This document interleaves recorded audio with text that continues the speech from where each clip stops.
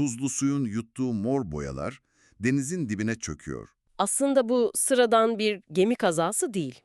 O karanlık dalgaların yuttuğu şey, Kıbrıs'ın Kition şehrinden yola çıkan Fenikeli bir tüccarın tüm hayatı. Bütün geçmişi ve geleceği sulara gömülüyor. Geminin sahibi Zenon, Atina kıyılarına çıktığında üzerinde bir tünikten başka hiçbir şey yok. Sıfırdan başlamak zorunda kalan kimsesiz bir adam o an. O mor boyaların ağırlığını biraz somutlaştırmak lazım bence. Binlerce deniz salyangozundan damla damla büyük bir zahmetle elde ediliyor. Döneminin mutlak statü sembolü. Altından bile daha değerli. Kralların, soyluların giydiği bir renk. Tonlarca servetle, gücünün ve kibrinin zirvesinde bir tüccar olarak yola çıkıyorsun, fırtına patlıyor, gemin parçalanıyor. Karaya vurduğunda toplumsal kimliğinin tamamını o sulara bırakmış oluyorsun. Artık saygı duyulan biri değilsin. Sadece hayatta kalmaya çalışan bir bedensin. Zenon sadece cüzdanını değil, o güne kadar kendini tanımladığı tüm güç zırhını kaybetti orada. Yaşadığı bu felaket o dönemde bütün Yunan dünyasının içine düştüğü devasa siyasi çöküşün mikro bir kopyası aslında. Nasıl bir çöküşten bahsediyoruz? Zenon'un gemisi batarken eski dünyanın siyasi güvenliği de çoktan sulara gömülmüştü. Büyük İskender, M.Ö. 330'larda Pers İmparatorluğunu yıkarak haritayı tamamen baştan çizdi. İskender'in askeri zaferlerinin sıradan bir insanın varoluşsal krizine dönüşmesi bana hep tuhaf gelmiştir.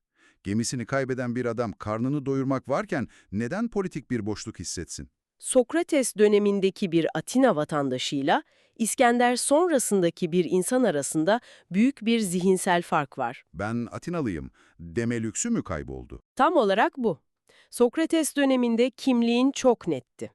Bütün değer yargıların, hayat amacın, o küçük, sınırları belli şehir devletinin duvarları içinde şekillenirdi. O duvarların içinde güvendeydin. Hayat öngörülebilirdi.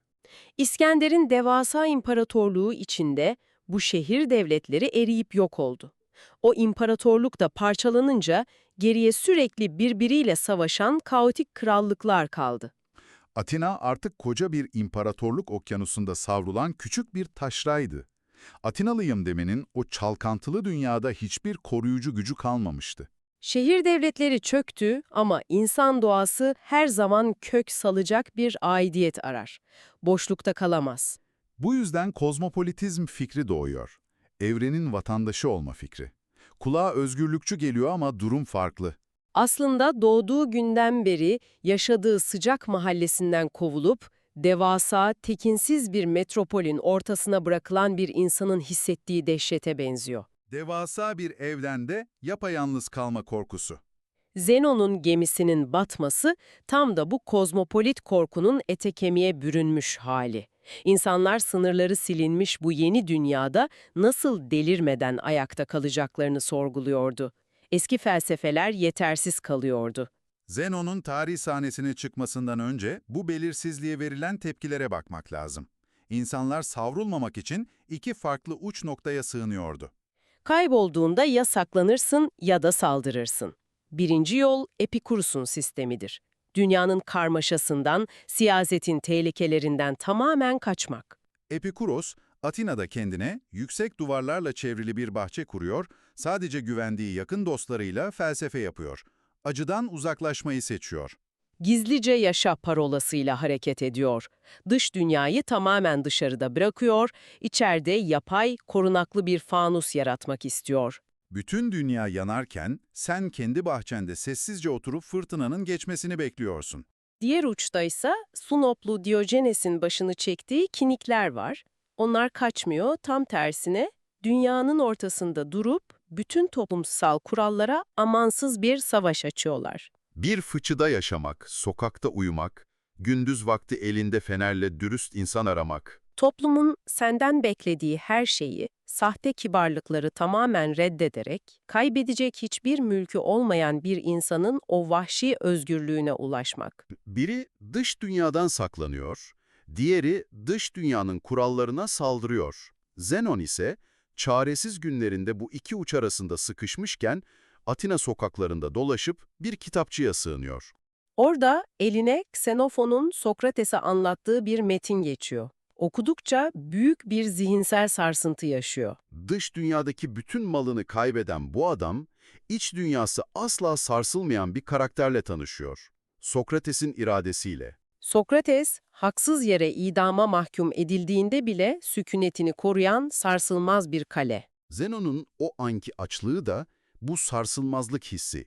Dışarıdaki fırtınalar servetimi alabilir ama içimde benden alınamayacak bir kale inşa edebilir miyim diye soruyor kendine. Kitapçıya dönüp büyük bir heyecanla bu adamları nerede bulabileceğini soruyor.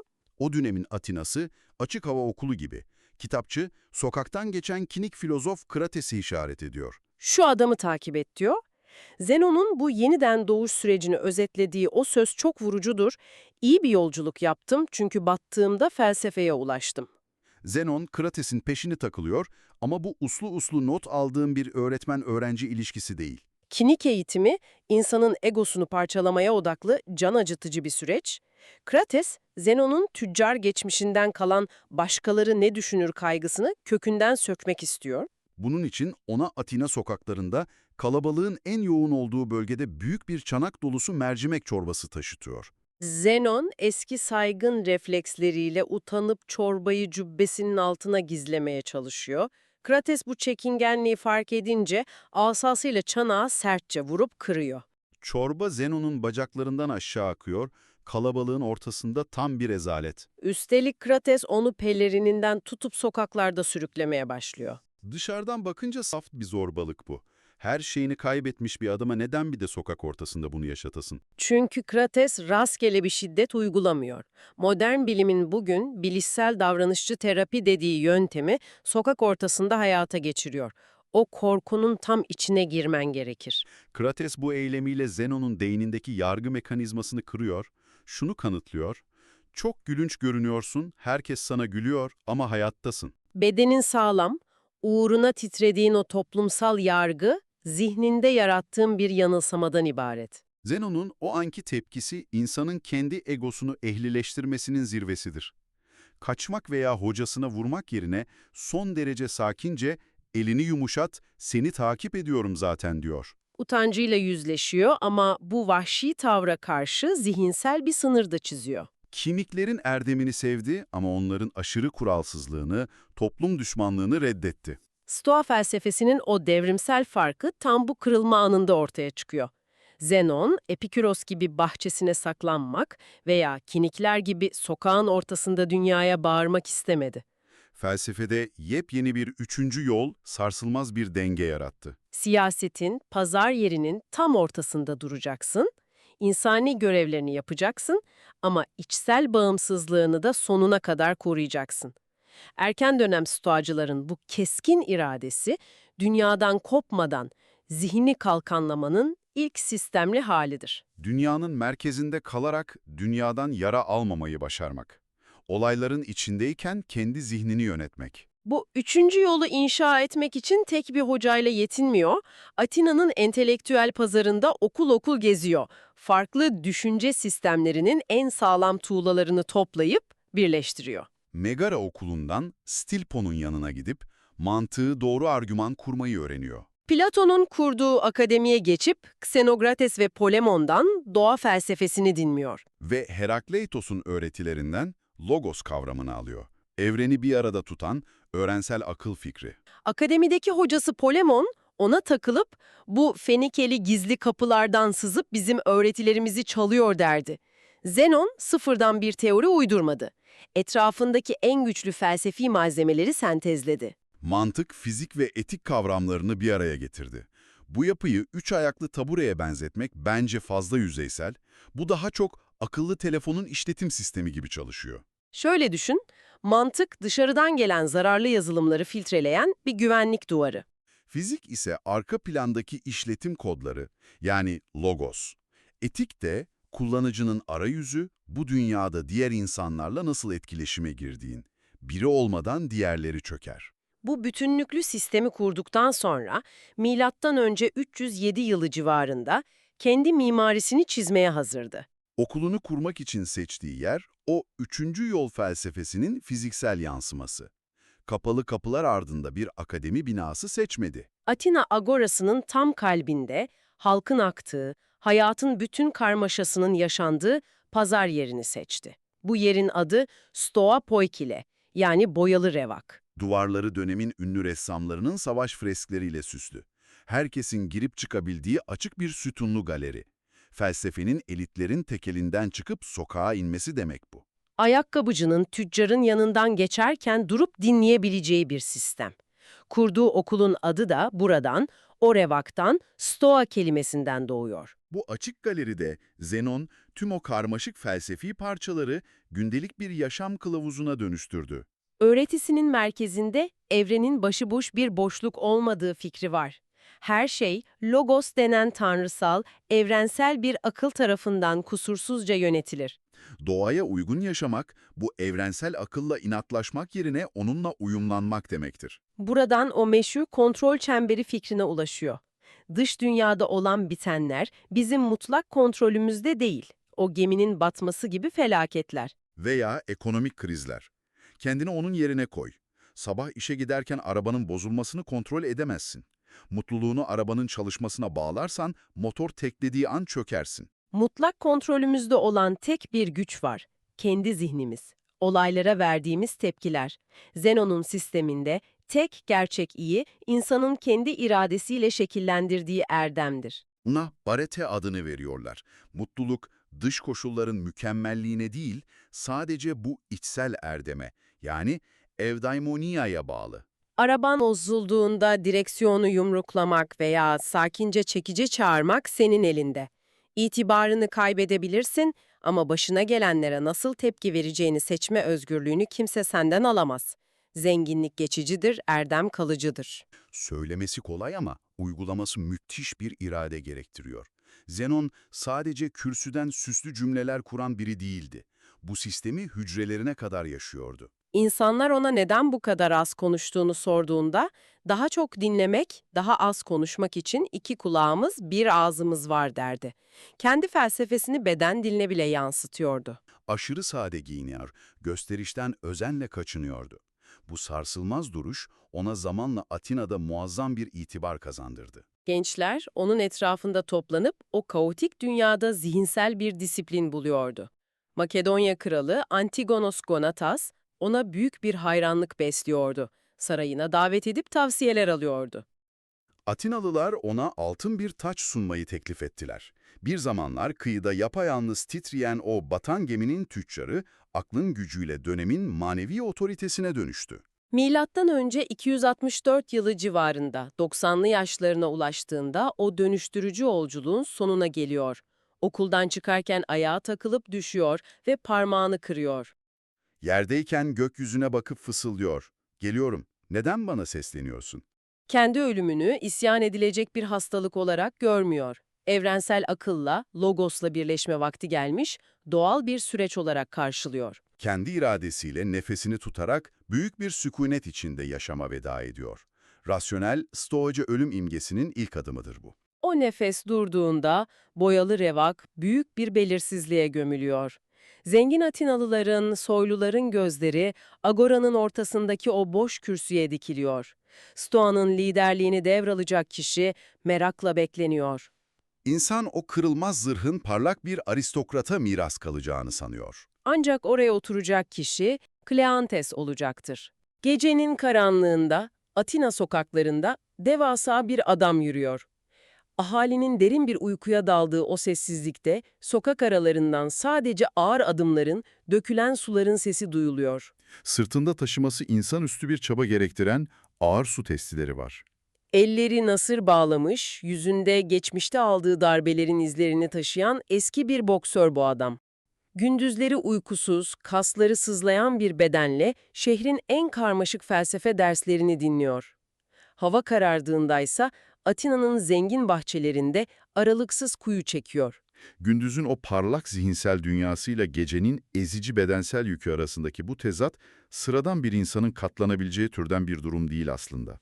İnsan uykudan tamamen feragat edip neden böyle bir işkenceye gönüllü olur sorusu hemen akla geliyor. Bu ağır yükü sırtlayan kişi, Assos doğumlu Kleantes.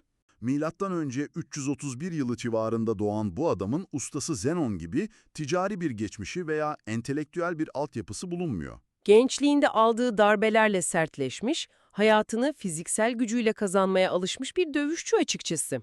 Gündüz felsefe dinleyip gece su taşıma döngüsü tam 19 yıl kesintisiz sürüyor. 19 yıl. Dile kolay. 19 yıl boyunca karanlıkta su çekmek, felsefeye duyulan açlığın bedensel ihtiyaçları nasıl kökten bastırdığının en somut kanıtı. Bu durum sadece efsanevi bir azim öyküsü olarak görülmemeli. Muhakkak, Stoacılığın kendi içindeki o katı kuralın, bedenin yorgunluğuna rağmen zihnin sabit sarsılmaz kalması gerektiği ilkesinin yaşanmış bir ön izlemesi karşımızda duruyor. Kendi hayatını düşünen bir dinleyici için bu tabloyu kavramak oldukça güç. Birkaç gün uykusuz kaldığımızda bile zihnimiz bulanıyor, odaklanma yeteneğimizi kaybediyoruz. Gündüzleri en soyut kavramları tartışıp, geceleri bir yük hayvanı gibi çalışmak çok uç bir nokta. Atinalıların da bu bitmek bilmeyen enerjiye, bu inatçı uykusuzluğa büyük bir şüpheyle yaklaşması kaçınılmaz. Gündüzleri görünürde hiçbir mesleği olmayan, sadece Stoa'da tartışmaları dinleyen bu devasa yabancının hayatta kalacak parayı nereden bulduğu büyük bir soru işareti yaratıyor. Onu yasa dışı bir iş yapmakla suçlamaları da gecikmiyor. Karanlığın ardına saklanıp suç işlediği, başkalarının malını çaldığı dedikoduları bütün agoraya yayılıyor. Gece yarısı kuyu çeken eski bir boksör gördüğünüzde aklınıza gelen ilk şey felsefe olmuyor. Şehrin yönetimi bu şüpheler üzerine onu acilen hesap vermeye çağırıyor. Mahkeme süreci başlıyor ama Kleantes kelimelerle, süslü savunmalarla yargıçları ikna etmeye çalışmıyor. Doğrudan şahitlerle konuşmayı seçiyor. Gece boyunca su taşıdığı bahçıvanı, un değirmeninde birlikte çalıştığı bir kadını tanık olarak yargıçların önüne çıkarıyor. Mahkeme heyeti, bu yoksul adamın sadece öğrenmek uğruna karanlıkta döktüğü tere, o sarsılmaz iradeye hayran kalıyor. Hatta ona bu eşsiz çabasını ödüllendirmek için yüklü miktarda para teklif ediliyor. Ama tam bu noktada ustası Zenon araya giriyor. Öğrencisine bu ödülü derhal reddetmesini, bağımsızlığını korumasını öğütlüyor. Bir felsefecinin devletin veya herhangi bir kurumun lütfuna boyun eğmemesi gerektiğini, kendi emeğiyle var olmanın onurunu vurguluyor. Kleantes de tereddüt etmeden o parayı elinin tersiyle itiyor. Bu reddediş kararı dışarıdan bakıldığında büyük bir çılgınlık. Geceleri kuyu çekmek zorunda kalan, cebinde parası olmayan bir adamın önüne bir servet konuyor. Bu parayı alıp sadece felsefeye odaklanabilirdi. Bu yüzden bu karar felsefenin sadece bir düşünce egzersizi değil, tam anlamıyla bir yaşam biçimi olduğunu kanıtlıyor. Okulun içindeki dinamiklere baktığımızda da bu fiziksel gücün felsefi zeminle buluşmasının büyük bir şaşkınlık yarattığını görüyoruz. Okuldaki diğer öğrencilerin, okuldaki gençlerin ona taktığı lakaplar arasındaki uçurum çok dikkat çekici.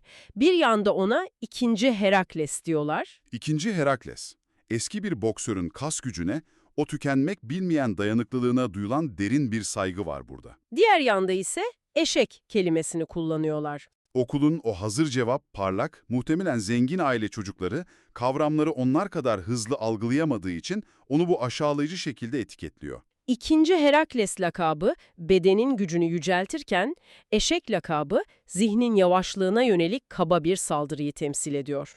Ama Kleantes bu alaycı lakaba zerre kadar öfkelenmiyor, durumu son derece sakince, stoacı bir vakarla kendi lehine çevirmeyi başarıyor. Zenon'un o inanılmaz derecede ağır, karmaşık öğretisini sırtında taşıyabilen tek yük hayvanının kendisi olduğunu söylüyor. Alay konusu olan o yavaşlığını sarsılmaz bir sadakate dönüştürüyor. Hızlı öğrenenlerin çabuk unuttuğu veya kendi fikirlerinin peşine düşüp okulu terk ettiği o salonda ağır ağır benimsediği öğretiden ömrünün sonuna kadar taviz vermiyor. Zihinsel yavaşlık, bilginin kemikleşmesi için bir avantaja dönüşüyor. Kemikleşmek kelimesi burada sadece mecazi bir anlam taşımıyor. Yoksulluğunun ulaştığı boyut, ulaştığı o seviye o kadar uç noktada ki dinleyenin midesini düğmeyecek bir fiziksel gerçeklikle karşı karşıyayız. Temel ihtiyaçtır. Ama papirüs bile bulamayacak kadar büyük bir yokluktan bahsediyoruz. Pahalı mumlu tabletleri satın alacak tek bir drahmi bile geçmiyor eline. Okuldaki diğer öğrenciler lüks materyallere yazarken onun başvurduğu yöntem tam bir hayatta kalma mücadelesi. Sokaklara atılmış kırık çömlek parçalarını topluyor, kasapların attığı eti çoktan çürümüş hayvan kemiklerini temizliyor. Zenon'un dudaklarından dökülen kelimeleri eline geçen bu atıklara kazıyor. Bir felsefe öğrencisinin hocasının öğretisini zamana karşı korumak için çöpe atılmış kemiklerin üzerine harfleri işlemesi, antik dünyada Stoacı inancın en somut simgesine dönüşüyor. O çürümüş kemikler öğretinin ölümsüzlüğünü taşıyan birer arşive dönüşüyor. Hızlı zekaların uçucu kelimelerine karşılık, onun o çöplerden bulduğu parçalara kazıdığı sarsılmaz harfler, felsefenin bütün yükünü geleceğe taşıyor. Bilgiyi zahmetle, kelimenin tam anlamıyla kazıyarak öğrenen bir zihnin o bilgiyi unutması artık imkansız hale geliyor. Milattan önce 264 yılı civarında o büyük kırılma anı yaşanıyor. Zenon ölüyor, 30 yılı aşkın süre boyunca tartışmaların yankılandığı o meşhur okul derin bir sessizliğe gömülüyor. Ortada devasa bir boşluk var. Kürsüye kimin geçeceği meçhul, ortada resmi bir halef yok. Ön sıralarda oturan, sosyal olarak güçlü, siyaseti bilen, hızlı tartışan onca parlak öğrenci dururken, kürsünün o en arka sırada oturan, kelimeleri zor bulan eski boksöre geçmesinde çok köklü bir mesaj var. Stoacılığın ne olduğuna dair bütün algıyı değiştiriyor. Okulun başına en hızlı olanın, en hazır cevap olanın değil, en sadık, karakteri en sağlam olanın geçmesi felsefi bir devrim niteliği taşıyor. Stoacılık, bilgeliği sadece keskin bir zeka veya iyi bir hitabet olarak değil, hayatın zorlukları karşısında gösterilen sarsılmaz bir duruş olarak tanımlıyor. Kleantes'in başa geçmesi, bu tanımın ete kemiğe bürünmüş hali. Okulu devralıyor ama devraldığı miras sadece saygın bir ünvan değil, aynı zamanda kocaman bir soru işareti. Doğaya uygun yaşamak formülü Zenon tarafından ortaya atılmış, altı tam anlamıyla doldurulmamış, bir sisteme oturtulmamış bir taslak olarak bırakılmıştı. Zenon'un kurduğu o büyük çatı, henüz içi tam döşenmemiş bir bina gibi bekliyor. Zenon'un evren anlayışı son derece mesafeli. Logos adını verdiği o akılcı ilke, mekanik, daha doğrusu nötr bir doğa yasası olarak tarif ediliyor. Kusursuz işleyen bir saat mekanizması, soğuk bir matematik denklemi gibi. Tüm işleyiş mantık çerçevesinde, her zerre belirli bir düzende hareket ediyor. Ama içinde sıcaklık barındırmayan, sıradan bir insanın bağ kurması çok zor bir yapı bu. Bir insanın sabah yataktan kalkıp soğuk bir fizik yasasına ibadet etmesi, zorluklar karşısında nötr bir logostan teselli bulması imkansıza yakın. Kleantes kürsüye geçtiğinde ise bu mekanik sistemin kimyası tamamen değişiyor. O sistemli matematik denklemi inançla okunan bir ilahiye dönüşüyor. Tam olarak yaşanan devrim bu noktada patlak veriyor. Zenon'un o nötr logos kavramı, Kleantes'in zihninde doğrudan mitolojinin zirvesindeki isimle Zeus ile birleşiyor. Bu Zeus, dağların zirvesinde yıldırımlar fırlatan, insani zaaflara sahip o eski mitolojik tanrı değil. Evrenin akılcı düzeninin, o büyük, kusursuz aklın ta kendisi. Kleantes, felsefeye dini, mistik bir boyut katıyor. Matematiksel bir kesinliği, evreni kucaklayan sıcak bir inanca çeviriyor. Akılcı ilkeye bir isim, bir karakter, kutsal bir amaç veriyor. İnsanın sadece kurallara boyun eğen bir gözlemci olmaktan çıkıp, o kuralların arkasındaki büyük aklı yücelten bir katılımcıya dönüşmesini sağlıyor. Bir dönüşümün en belirgin kanıtını, onun yazdığı meşhur Zevse İlahi adlı eserde görüyoruz. Bir felsefe okulunun lideri, çıkıp evrenin işleyişine dair bir şiir, bir ilahi yazıyor. Burada akla çok zor bir soru geliyor. Eğer evren kusursuz bir akıl tarafından, o yüce Zevs tarafından yönetiliyorsa, kötülük neden var? Hastalıklar, savaşlar, insanların çektiği onca anlamsız acı bu kusursuz saatin neresine oturuyor? Zihnini sadece mantığı adamış biri için başa gelen büyük bir felaketi evrenin mükemmelliğiyle bağdaştırmak çok zor bir sınav. Zevs'e ilahi, Stoacılığın bugüne ulaşan en eski, en çarpıcı inanç metinlerinden biri olarak bu soruyu doğrudan yanıtlıyor. Kleantes bu metinde çok cesur bir fikir öne sürüyor. Dünyadaki kötülüğün, felaketlerin, anlamsız gibi görünen acıların bile o büyük bütünün bir parçası olduğunu açıklıyor. Dar insan aklının kavrayamayacağı o devasa tabloda kopuk, karanlık görünen her olayın nihayetinde iyiye, düzene hizmet ettiğini söylüyor. Başımıza gelen felaketler kör bir tesadüfün eseri değil. O yüce aklın kusursuz işleyişinin zorunlu bir adımı. Bir dokumadaki siyah ipliklerin tablonun bütünündeki aydınlığı ortaya çıkarması gibi bir mantık kuruyor. İnsan sınırlarını kabul edip bu büyük akla teslim olduğunda gerçek özgürlüğe kavuşuyor. Bu yüzden stoacılık aklı eğiten bir kurum olmaktan çıkıp ruhu da derin bir inançla besleyen bir sığınağa dönüşüyor. Evrenin büyük tablosundaki bu ruhani düzenin doğrudan insan psikolojisine yansıyan çok somut bir tarafı var. Makro düzeydeki bu kusursuz işleyiş sadece gökyüzünde veya doğada kalmıyor. İnsanın tam içinde, zihninin merkezinde de çalışıyor. Burada tonos kavramı sahneye çıkıyor. Evreni ve ruhu parçalanmaktan koruyan o muazzam gerilim kuvveti. Tonos, stoacı fiziğin, psikolojinin kalbini oluşturan stratejik bir terim. Kelime anlamı olarak gerilim demek ama yıkıcı değil, yapıcı bir gerilimden bahsediyoruz. Evrenin dağılıp gitmesini engelleyen, maddeleri bir arada tutan çekim gücü. Kleantes, evrenin devasa işleyişiyle insan ruhunun küçücük dünyasını birbirine düğümlüyor. Madem evren bu gerilimle ayakta duruyor, insan ruhu da aynı gerilim mekanizmasıyla hayatta kalmalı tespitini yapıyor. Erdem, ezberlenen bir bilgiden ziyade ruhun o doğru gerilim seviyesine ulaşması anlamına geliyor. Kararlılık, direnç, ruhun içindeki bu tonusun güçlü, dengeli olmasından kaynaklanıyor. Tonos kavramını zihinde canlandırmak için telli bir enstrümanın akordunu düşünmek kusursuz bir yöntem. Teller çok gevşek bırakıldığında enstrümandan hiçbir nota çıkmaz, müzik kaybolur, ahenk yok olur.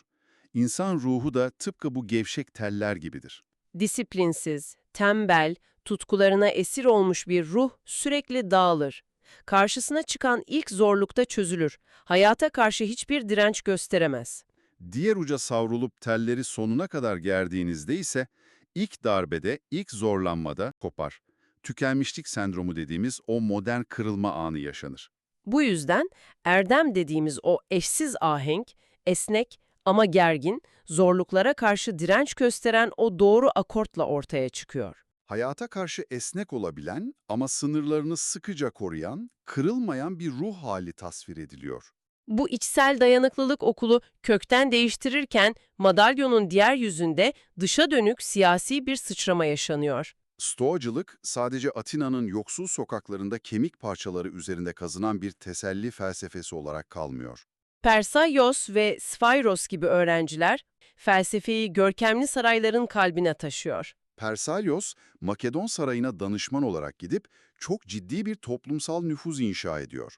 Spyros ise Sparta'da bir kralın eğitmenliğini üstleniyor. Bir yanda kırık çömleklere karanlıkta yazı yazan o fakir sade yaşam var, diğer yanda imparatorluklara yön veren devasa politik bir güç. Bu tablo, Stoacılığın hayattan kopuk, içine kapalı bir tarikat olmadığını, devlet yönetiminden askeriyeye kadar her alana pratik çözümler sunan, son derece esnek, uygulanabilir bir sistem olduğunu kanıtlıyor. İçeride o zihinsel gerilimi koruyan, çöpten kemik toplayan bir usta, dışarıda ise krallara doğrudan yön veren bir öğrenci ağı. Bu devasa felsefi imparatorluğun kalbinde her zaman o yaşlı boksör oturmaya devam ediyor. Tarih milattan önce 232 yılını gösterdiğinde 80'li yaşlarındaki bu adamın ölüm öyküsü sahneye çıkıyor. Bu ölüm, hayatının o tavizsiz duruşuyla, Tolos dediği o sarsılmaz iradeyle birebir örtüşüyor. Sıradan bir diş ağrısı, felsefi bir irade gösterisine, son bir direniş destanına dönüşüyor. Hekimler, dişindeki rahatsızlık yüzünden birkaç günlüğüne yemek yemeyi bırakmasını öneriyor. O da bu bedensel kısıtlamaya harfiyen uyuyor.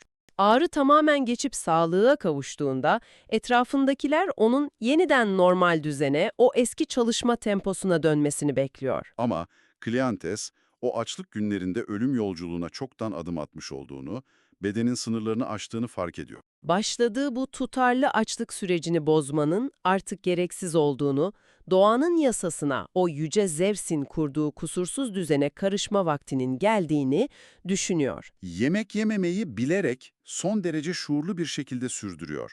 Bedenini dışarıdan gelen bir hastalıkla değil, kendi sarsılmaz iradesiyle, sakin bir kabullenişle ölüme teslim ediyor. Bu ayrılığın ardından Zenon'un ölümünde yaşanan o derin sessizliğin, belirsizliğin tekrar okulu esir alması beklenir. Ama M.Ö. 264 yılındaki o büyük kaos bu kez ortada yok. Gelecek, yıllardır arka sıralarda sessizce bekleyen hocasının kemiklere kazıdığı kelimeleri büyük bir dikkatle kendi zihnine kazıyan başka bir silüet tarafından çoktan belirlenmiş durumda.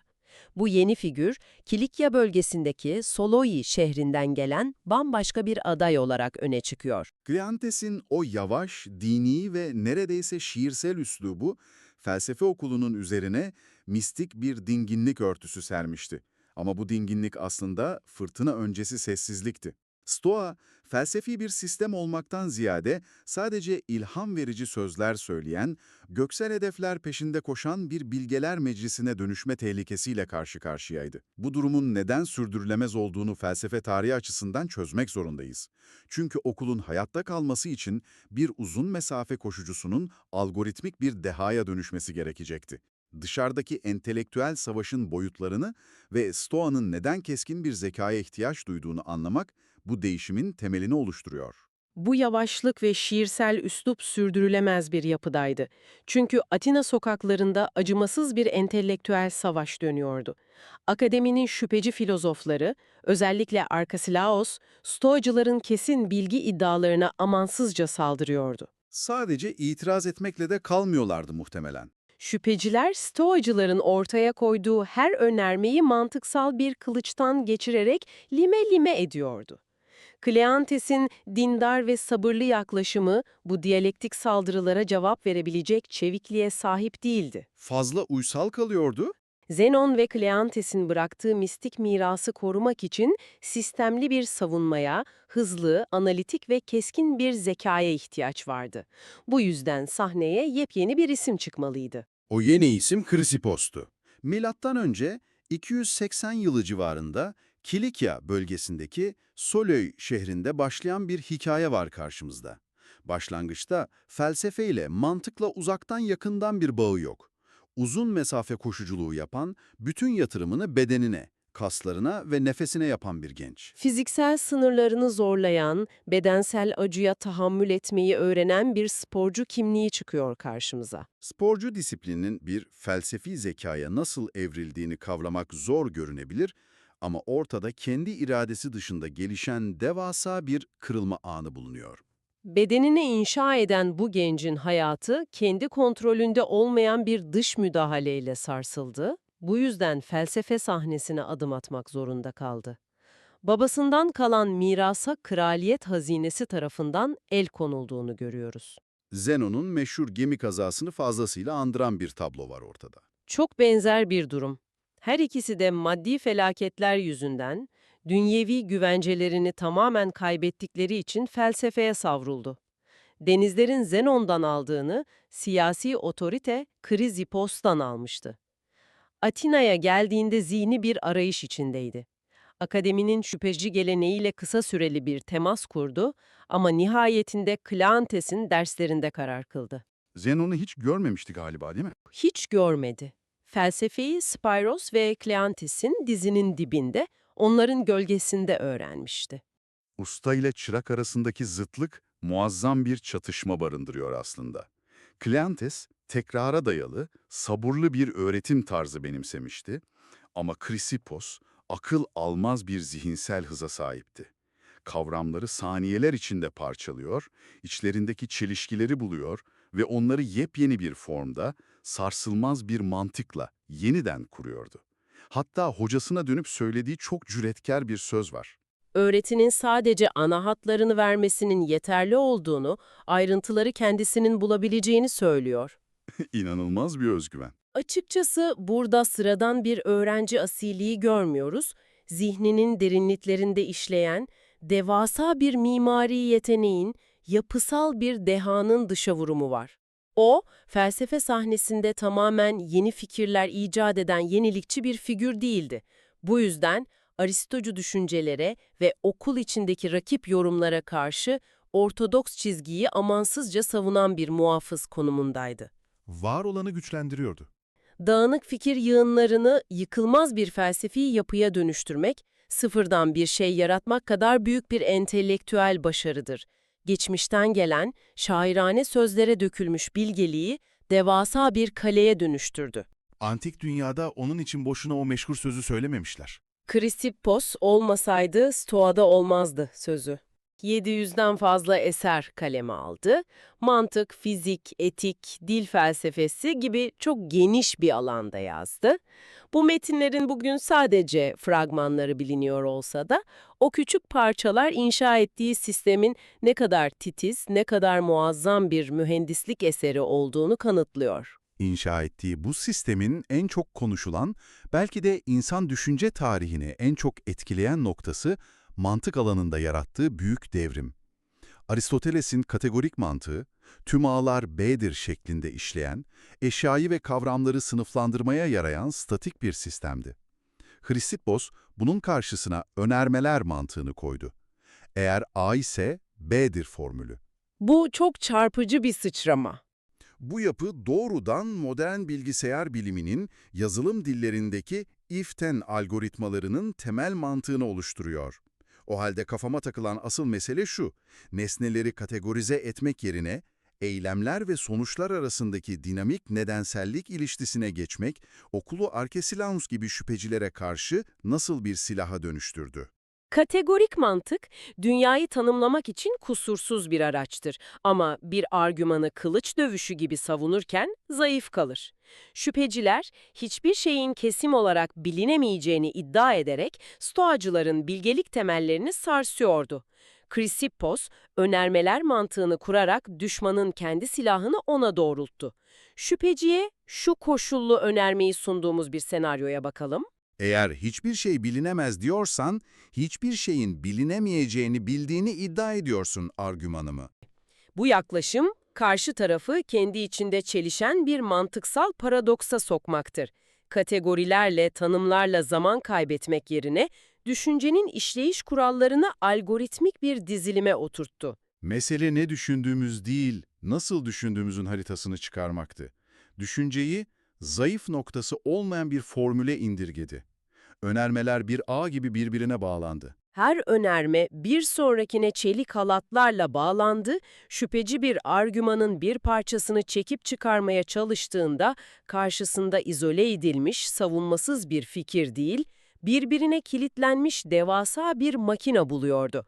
Felsefe, ilham veren bir yaşam rehberi olmaktan çıkmış, içinde açık bulunmayan matematiksel bir kesinlikle işleyen devasa bir savunma mekanizmasına dönüşmüştü. O, fikirleri şiirsel bir dille sunmak yerine onları sökülmeyecek koşullu mantık bağlarıyla birbirine perçinliyordu.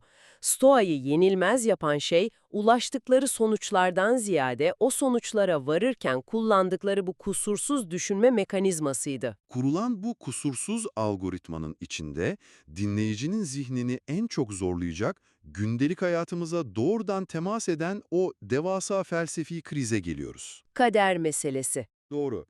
Zenon'un evrensel neden-sonuç zinciri bildiğimiz adıyla kader fikri. Evrendeki her eylem, her olay önceden belirlenmiş bir neden-sonuç zincirine bağlıysa, insan nasıl özgür olabilir? Yapılan hatalar, işlenen suçlar evrenin bir parçasıysa, ahlaki olarak nasıl sorumlu tutulabiliriz? Çok derin bir çelişki barındırıyor içinde. Kesin bir çelişki. Eğer dünyadaki her şey, eğer A ise B'dir koduna göre işliyorsa, insanın bu devasa yazılımın içinde rüzgarda savrulan bir yapraktan ne farkı kalır? Chrysippos, bu çıkmazı aşmak için felsefe tarihinin en zarif çözümlerinden birini silindir analojisini geliştirdi. Dik duran bir silindiri gözünüzün önüne getirin. O silindirin hareket etmesi, meylini alıp yuvarlanmaya başlaması için dışarıdan fiziksel bir itişe ihtiyaç vardır. Kendi kendine durduğu yerde harekete geçemez. Dışarıdan bir müdahale şart. Muhakkak. Ama o ilk itişten sonra silindirin nasıl yuvarlanacağını, hangi hızla ilerleyeceğini belirleyen şey dışarıdaki el değildir, silindirin kendi fiziksel yapısı, kendi şeklidir. Hareketin biçimini nesnenin kendisi belirliyor. Tam olarak bu. Kafamda yine de bir boşluk oluşuyor. Evren o silindire sadece ilk itişi vermekle kalmıyor. Onun silindir şeklinde var olmasını da, o formda yaratılmasını da evrensel neden-sonuç zinciri sağlamıyor mu? Beni silindir yapan da kaderse, o dışsal itiş geldiğinde verdiğim tepkinin sorumluluğu nasıl bana ait olabilir? Silindirin şekli de benim seçimim değil ki. Bu itiraz tam da şüphecilerin masaya koyduğu argümandı. Chrysippus'un cevabı, insanın içsel doğasının hayvanlardan veya nesnelerden ayrışan işleyişiyle ilgilidir. Evren, bizim varoluşsal doğamızı şekillendiren dış olayları yaratır ama insan zihni bir taşı veya odun parçasını aşan bir güce, onay verme yetisine sahiptir. Seçim yapabilme kapasitesi. Doğru, dış olaylar bizi iter. Kader, karşımıza kaçınılmaz olaylar, kışkırtıcı durumlar, hastalıklar çıkarır. Birisi size toplum içinde ağır bir hakaret eder. Bu dışsal bir itiştir. Bunu engelleyemezsiniz. Ama o hakaretin içinizde bir öfke fırtınasına dönüşüp dönüşmeyeceği, o eyleme nasıl bir anlam yükleyeceğiniz sizin iç yapınıza, o onayı verip vermemenize bağlıdır. Kendi formumuz devreye giriyor.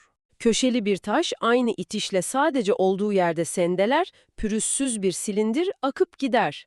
İtiş aynıdır, etki ortaktır ama sonuç sizin karakterinizin o uyaranı nasıl işlediğine göre şekillenir. Kader uyaranı veriyor, dış koşulları belirliyor, biz ise reaksiyonumuzu üretiyoruz. Etki evrensel bir yazılımın parçası, tepki ise tamamen bireysel bir iradenin ürünü. Dışarıdaki el silindiri itiyor ama silindir, ben bu itişe göre hareket edeceğim veya duracağım kararını kendi iç mekanizmasında veriyor. Evrensel düzenle bireysel sorumluluk tam da bu noktada tek bir sistemde kusursuz bir uyumla buluşuyor. Dış koşulları, başımıza gelen hastalıkları, yoksulluğu veya zenginliği biz seçemeyiz. Bunlar evrensel aklın, logosun alanıdır. Ama o koşullar altında kim olacağımızı, ahlaki duruşumuzu biz belirleriz. Yüzyıllar sonra Epiktotos'un ellerinde pratik bir yaşam kılavuzuna dönüşecek olan bizim elimizde olanlar ve olmayanlar ayrımının felsefi temeli mutlaka atılmış oluyor. Chrysippos, insanı evrenin pasif bir kurbanı olmaktan çıkarıp, evrensel tiyatro oyununun içinde kendi repliklerine kendi aklıyla yön veren aktif bir aktör haline getirdi. İşin pratik boyutuna, gündelik hayata indiğimizde bu aktif aktör nasıl yaşayacak sorusu karşımıza çıkıyor. Kleantes felsefeyi evrensel doğayla uyum olarak bulutların üzerinde sokağa pek inmeyen göksel bir zirve gibi tanımlamıştı ama Chrysippos bunu alıp doğal şeylerin deneyimiyle birlikte yaşamak hedefine dönüştürdü. Zihinlerde sürekli uyanan o klasikleşmiş soruyu, sokaktaki insanın aklına gelen ilk şüpheyi sormak zorundayız. Çilecilik meselesi. Dünyevi olan her şey sadece dışsal bir uyaran ise, gerçek bir stoacı olmak için her şeyden vazgeçmiş, yoksul, pazar yerinden uzak, dağ başında yaşayan bir çilekeş mi olmak gerekiyor? Zenginlik, güç, itibar stoacılığın zehri midir? Çilecilik beklentisini yıkmak, stoacılığı gerçek hayatın içine sokmak için adiafora kavramını devasa sisteminin merkezine yerleştirdi. Farksızlar öğretisi. Adiafora, Tek mutlak iyi, insanın kendi aklını ve erdemini korumasıdır. Tek mutlak kötü ise cehalet ve erdemsizliktir. Bunun dışında kalan sağlık, zenginlik, sosyal itibar, bedensel hazlar, kariyer, güç, bunların hiçbiri kendi başlarına iyi ya da kötü değildir. Bunlar adiaforadır, farksızdırlar. Paranın kendisi size erdem katmaz. Asla katmaz. Ama Chrysippos burada son derece rasyonel bir nüans ekler. Bu farksızların içinde insan doğasına daha uygun olan tercih edilebilir şeyler vardır. Ahlaki olarak farksızlar ama insan doğası gereği pratik olarak değiller.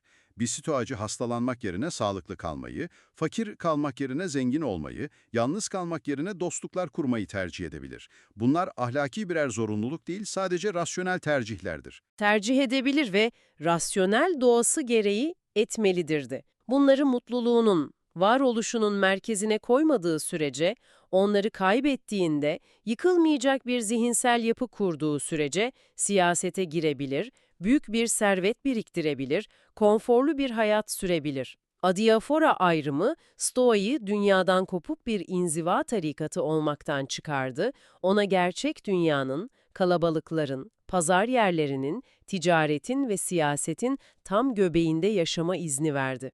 Güce ve paraya sahip olabilirsiniz. Yeter ki o güç ve para size sahip olmasın. Mantık tamamen bunun üzerine kuruludur. Mantığın, mutlak düzenin, algoritmaların, eğer öyleyse bağlarının kusursuz dünyasında inşa edilmiş devasa bir zihinden bahsediyoruz.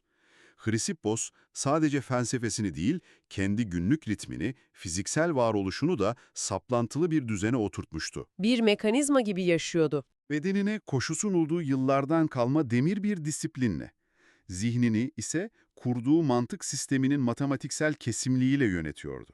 Her gün aynı saatte uyanıyor, aynı rutinleri uyguluyor, belirli bir satır sayısında yazılar yazıyor, planının milimetrik dışına çıkmıyordu, etten ve kemikten yapılmış devasa bir mekanik saat gibiydi adeta. Yaşamı, kurduğu koşullu mantık zincirlerinin fiziksel bir tezahürüydü.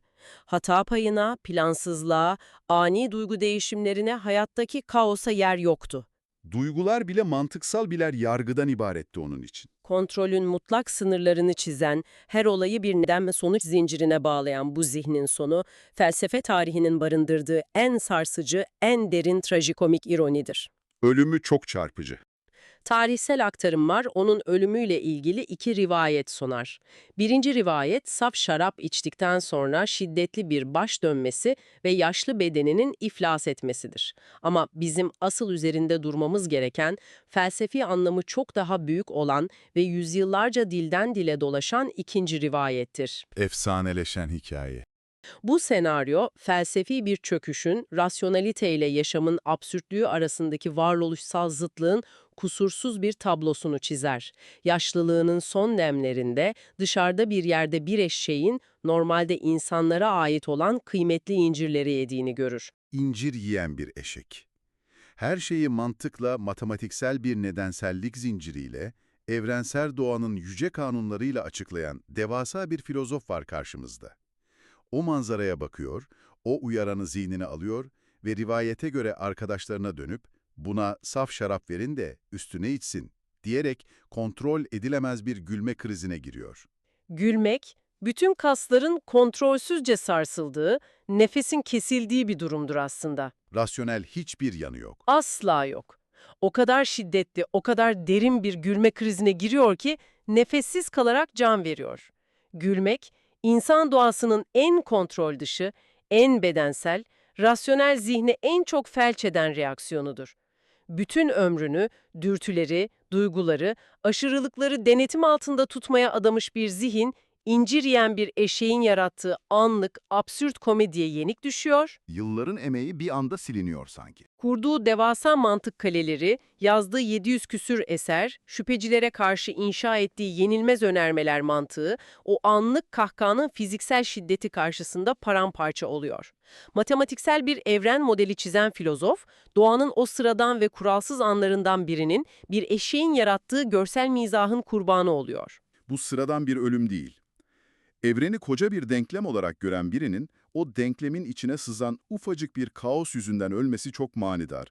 Modern bir analoji kurmak gerekirse, dünyanın en gelişmiş trilyonlarca veriyi saniyede işleyen devasa yapay zekasının, sistemine giren absürt, anlamsız bir şaka yüzünden kısa devre yapıp kendi çekirdeğini eritmesine benziyor. Muazzam bir benzetme, tam olarak bu yaşanıyor. Silindir örneğine geri dönmek istiyorum.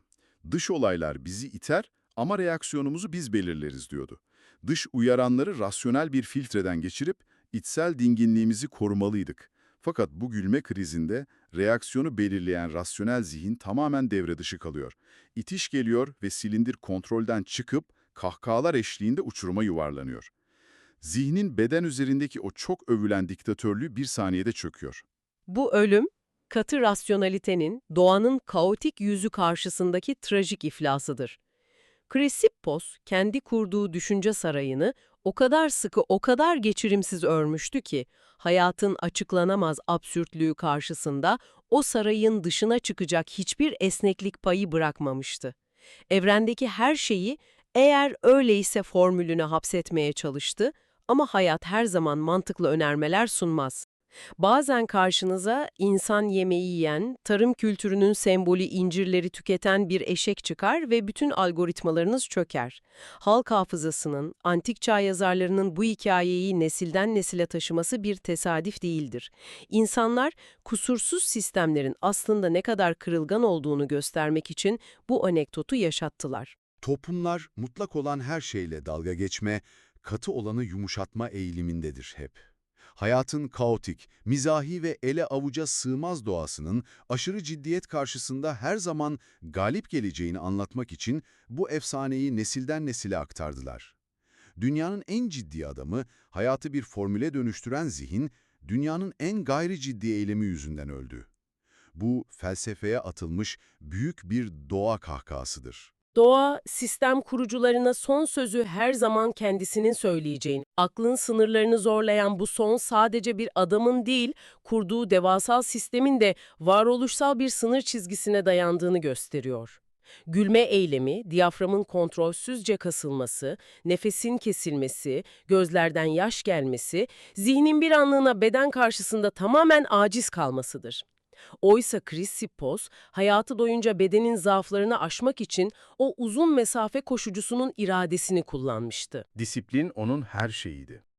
Nefesini koşarken kontrol etmeyi öğrendi, zihnini şüphecilere karşı savaşırken eğitti ama nefesi felsefi bir diyalektik savaşında değil, bir kahkahanın tam ortasında, bedenin irrasyonel isyanında tükendi. Bu trajikomik efsane, stoacı kontrolün bile doğanın o vahşi tahmin edilemez neşesi karşısında boyun eğmek zorunda kaldığını sembolize ediyor. Bu absürt son, Atina'daki Stoa okulunun kurucu babalar devrinin, yani eski Stoa döneminin de kapanışı oluyor. Zenon'un attığı tohum, Kleantes'in manevi derinliği ve Chrysipos'un aşılamaz mantık duvarları bir dönemin yaşam döngüsünü tamamladı. Koca bir entelektüel çağın perdesini kapatıyor. Okul artık Atina'nın revaklarında kalan bir Yunan meselesi olmaktan çıkacak, bu geçişin kapısını Rodoslu bir diplomat ve Suriyeli bir bilgin aralayarak Stoacılığı, Akdeniz'in yeni gücü Roma'ya taşıyacaktı.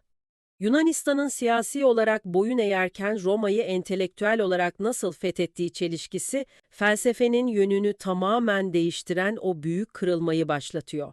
Akdeniz'in yeni gücü Roma, kılıcıyla dünyayı dize getiriyor, askerleri en acımasız savaşlardan zaferle çıkıyor ama zihnen fethettiği o mağlup Yunanistan'a sessizce teslim oluyor. Stoa felsefesinin sınırları aşarak Roma'ya taşınması salt bir coğrafya değişimi değil. Ortada insanlık düşünce tarihinin en sarsıcı dönüşümlerinden biri var.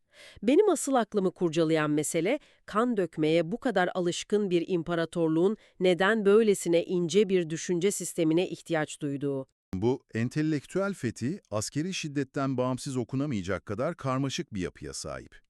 Milattan önce 146 yılında Korintos şehrinin yıkılmasıyla kurulan o sert askeri baskı, Roma'nın felsefe, sanat ve retorik arayışıyla kusursuz bir uyum içinde çalışıyor aslında. Romalı lejyonlar Yunan şehirlerini yakıp yıkarken, o şehirlerin heykellerini, kütüphanelerini, düşünürlerini kendi başkentlerine taşıyorlar.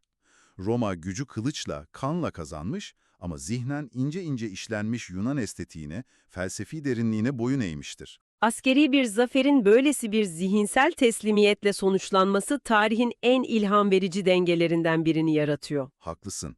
Sen de kendi hayatında gücün her zaman fiziksel bir üstünlük anlamına gelmediğini görebilirsin. Bazen en güçlü olan bile yeni bir fikre, yeni bir zihniyete teslim olmak zorunda kalır. İnsanın zihni kılıçtan çok daha kalıcı bir fethi aracı. Açıkçası ortada devasa bir uyumsuzluk var gibi hissediyorum. Erken Stoa dediğimiz şey son derece soyut, kendi içine kapalı, duygu barındırmayan bir dünyaydı. Tamamen zihinsel bir kurguydu. Chrysipos'un ölümünün ardından okulun başına geçen Tarsuslu Zenon, Babilli Diyogenes dönemi felsefenin yavaş yavaş sınırlarını zorladığı bir hazırlık evresi sunuyor. Bu yüzden asıl büyük kırılmanın Babilli Diyogenes'in öğrencisi olan Rodoslu Panaitios'un ile yaşandığına odaklanmamız gerekiyor. Tam da bu noktada durmak lazım. Panaitios'un yolculuğu bu felsefi devrimin tam merkezinde duruyor. Panaitios bu felsefeyi alıp Roma'ya götürdüğünde savaş alanında kan döken, entrikalarla boğuşan Romalı senatörlerin bu eski Yunan masallarına neden inandıklarını anlamakta zorlanıyorum. Zihniyetleri birbirine tamamen zıt değil mi? Zıt. Doğrusu tamamen zıt. Bak, aradaki bu zıtlık aslında felsefeyi dönüştüren asıl motor gücü oluyor. Milattan önce 215 yılı civarında Rodos'ta doğan bu düşünür, Atina'da aldığı köklü eğitimin ardından Roma'ya uzanan çok uzun bir seyahate çıkıyor.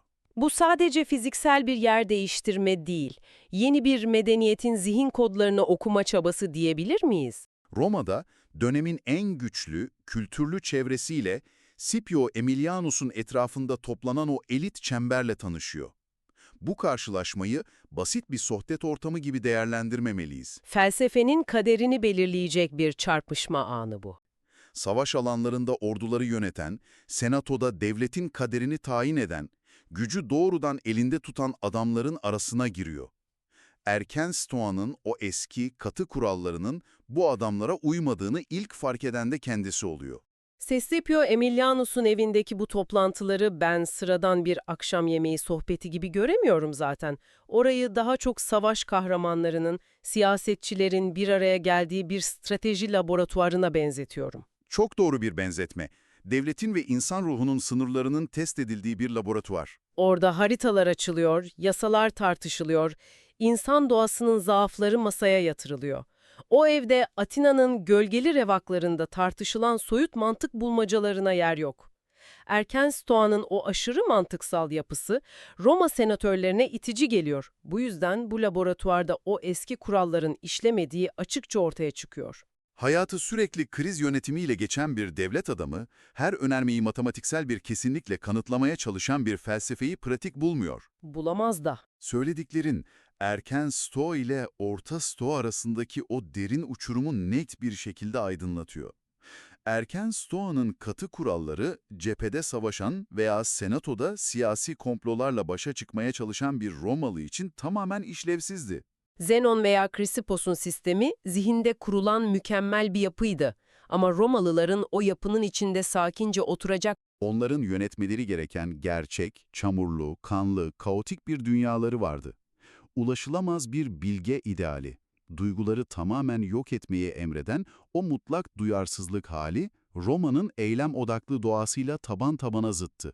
Romalı senatör erdemli olmak istiyordu ama aynı zamanda orduları yönetmek zorundaydı. Acımasız siyasi rakipleriyle başa çıkmak zorundaydı.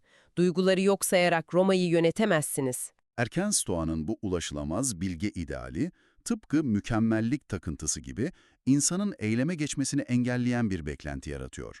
İnsanı kusursuz bir tanrı olmaya zorladığınızda en ufak bir tökezleme bile büyük bir yıkıma dönüşüyor. Bu yüzden Panaitios'un bu sistemi kökten değiştirmek zorunda kaldığını anlıyoruz. İnsanı tanrılaştıran, en ufak bir sapmayı bile ahlaki çöküş sayan o eski idealin yerine çok daha nefes alan bir şey koyması gerekiyordu.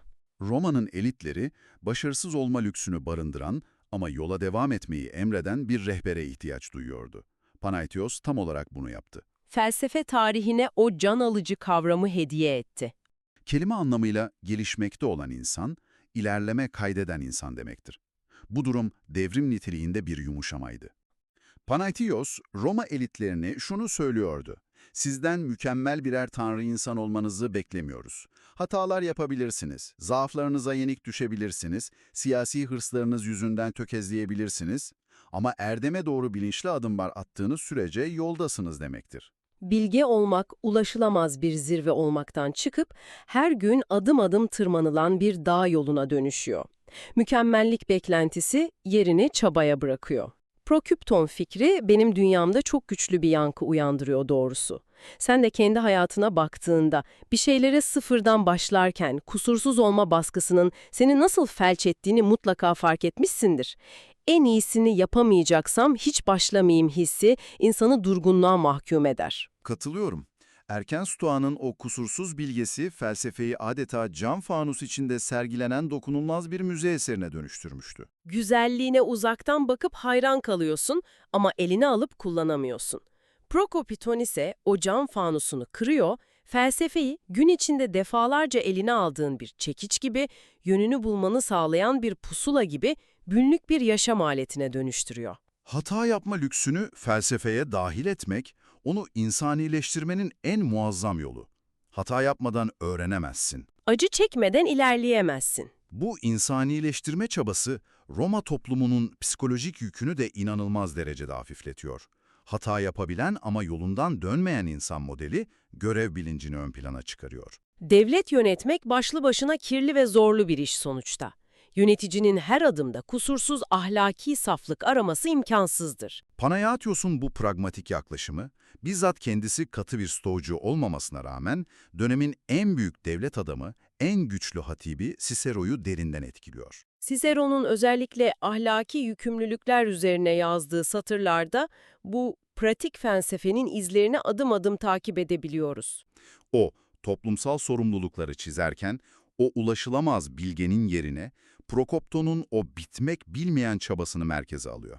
Roma hukuku bu yeni çaba felsefesiyle şekilleniyor. Cicero'nun aklı, Panaetios'un inşa ettiği bu yeni köprüden geçerek felsefeyi Roma'nın sokaklarına, mahkeme salonlarına taşıyor. Pratik hayatta işe yarayan bir ahlak sistemi kurduklarını anlıyorum ama Stoa'nın dönüşümü sadece etik sınırların içinde mi kalıyor? Asla kalmıyor. Ahlakı düzelttik, devleti yönettik, görevlerimizi yaptık diyelim. Sınırları çok daha öteye taşıyan, evreni bütünüyle anlamlandırmaya çalışan o devasa zihne, öğrencisi Poseidonios'a geçiş yaptığımızda işin rengi tamamen değişiyor sanki. İşin rengi sadece değişmekle kalmıyor, stoacılık bambaşka bir evrene genişliyor. Poseidonios, tüm felsefi çehreyi değiştiren eşine az rastlanır bir entelektüel anıttır.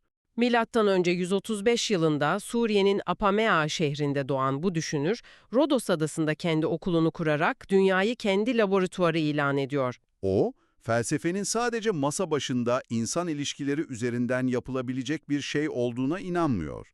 Ahlakı, insanın yerini tam olarak anlamak için önce evreni, doğayı kavramak gerektiğini savunuyor. Dünyanın nasıl işlediğini bilmeden insanın nasıl yaşaması gerektiğini bilemezsiniz. Poseidonios'u düşündüğümde karşıma sadece bir filozof çıkmıyor. Aynı zamanda bir tarihçi, bir coğrafyacı, gözlerini yıldızlara dikmiş tutkulu bir astronom var.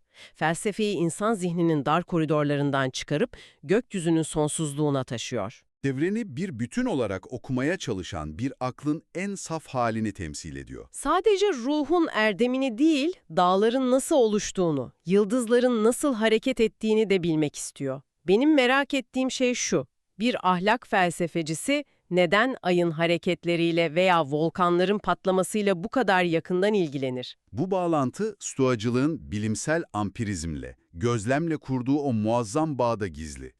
Poseidonios, o güne kadar sadece soyut bir kavram olan, evreni yöneten akılcı düzeni, logoyu, bizzat doğanın içinde aramaya başlıyor. Fiziksel olayların ta kendisinde arıyor.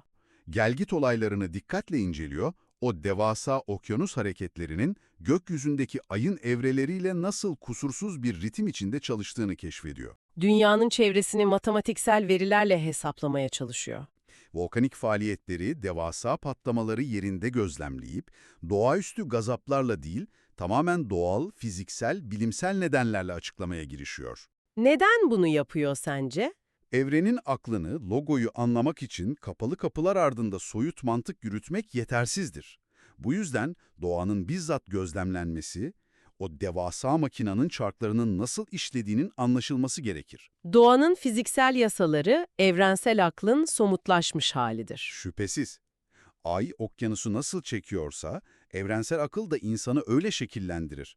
Her şey tek bir bütünün parçasıdır. Felsefeyi gökyüzüne, volkanların ateşine taşımak, logoyu zihinsel bir formül olmaktan çıkarıp gözlemlenebilir bir gerçeğe dönüştürüyor.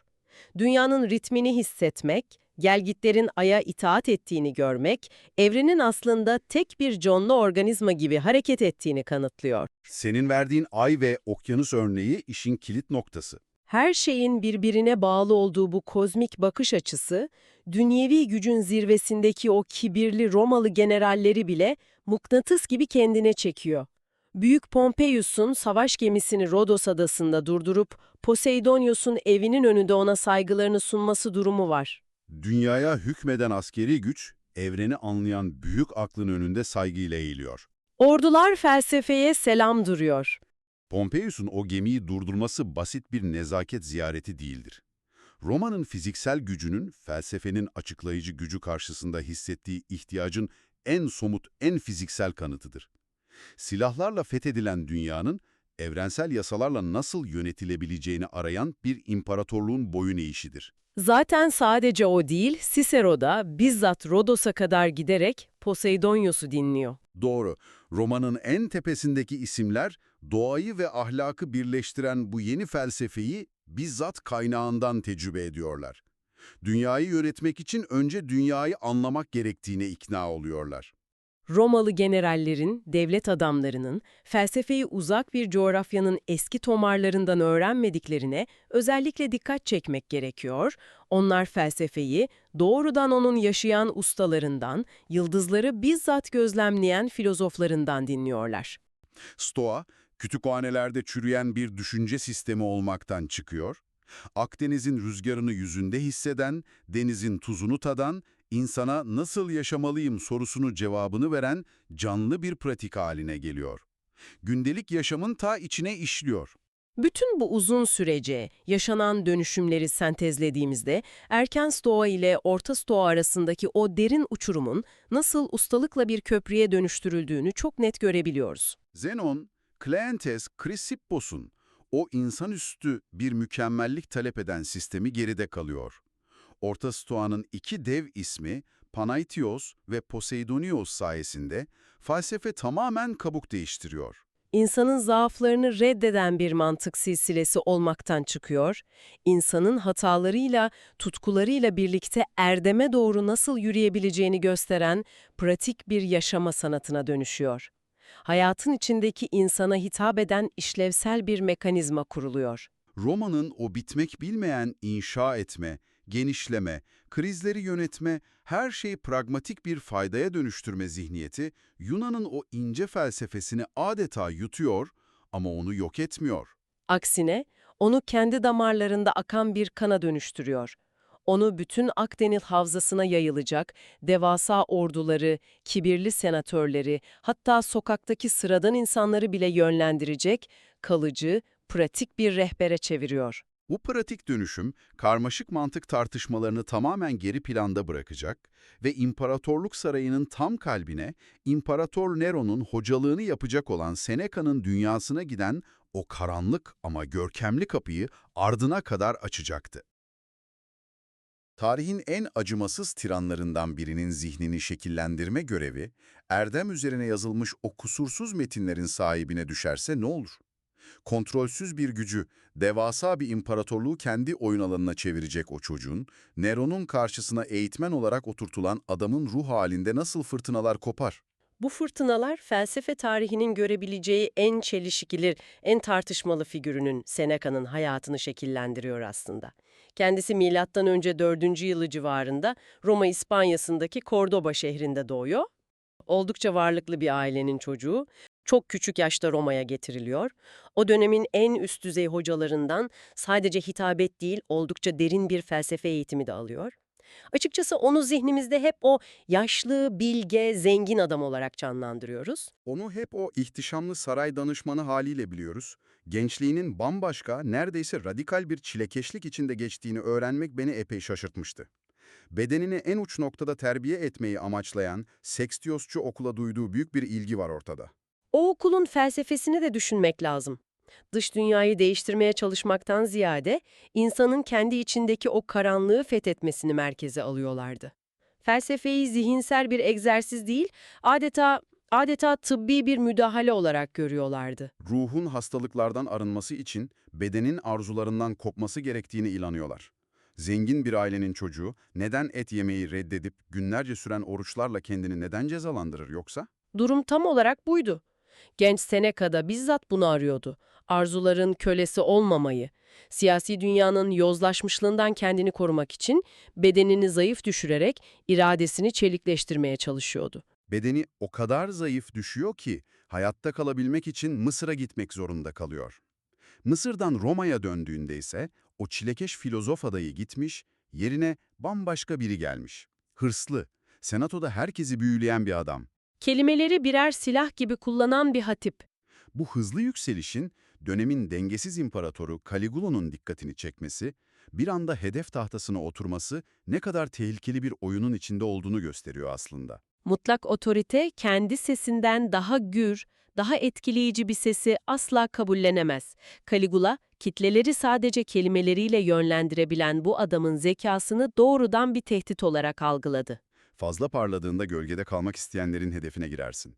İdam fermanı çoktan verilmişti. Ama Seneca'nın hayatını kurtaran tek şey, felsefesi veya zekası değil, sarayda dolaşan o küçük söylenti oldu. Hastalığının nüksettiği söylentisi. Zaten yakında öleceği fısıltıları yayılıyor. İmparator da doğanın zaten bitireceği bir iş için ellerini kirletmek istemedi. Doğanın insafına bırakılıp tesadüfen hayatta kalmak büyük bir şans. Ama Caligula'nın ölümü ona kalıcı bir huzur getirmedi. Yeni imparator Claudius dönemi başlıyor.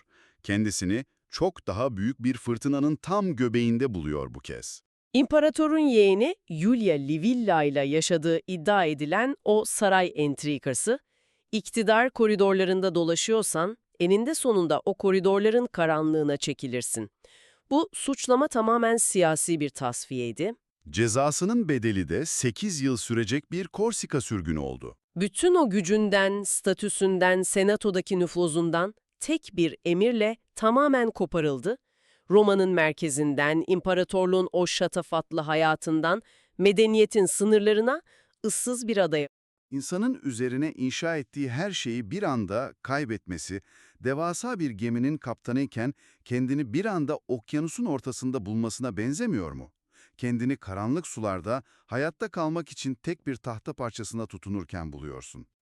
Stoa'nın o büyük teorisi, metinlerden çıkıp bizzat o fırtınanın ortasında kendi derisinde sınanıyordu. Unvanını, gücünü, evini kaybettiğinde zihnindeki sükuneti koruyabilir misin meselesi. Korsika sürgünü sırasında annesi Helvia'ya yazdığı mektup, tam da bu soruya verilmiş çok derin bir felsefi yanıttır. O mektupta annesini teselli ederken insanın gerçekte neye sahip olduğunu analiz eder. Kaybın, fiziksel mekanın veya statünün insanın gerçek özüne asla dokunamayacağını savunuyor. Sürgünün sadece bedeni bir yerden başka bir yere taşımak olduğunu, zihnin ise her yerde kendi krallığını kurabileceğini anlatır. Dış dünya ne kadar yıkıcı olursa olsun, erdemli bir zihnin asla sürgün edilemeyeceği fikridir bu. Sürgündeki bir bilgi imajı için muazzam bir duruş bu. Felaketin kalbinde bile sarsılmayan, erdeminden taviz vermeyen filozof duruşu. Ama aynı adamın, imparatorun azatlı kölesi Polybius'a affedilmek için dal kavukça satırlar yazması işleri tamamen değiştiriyor.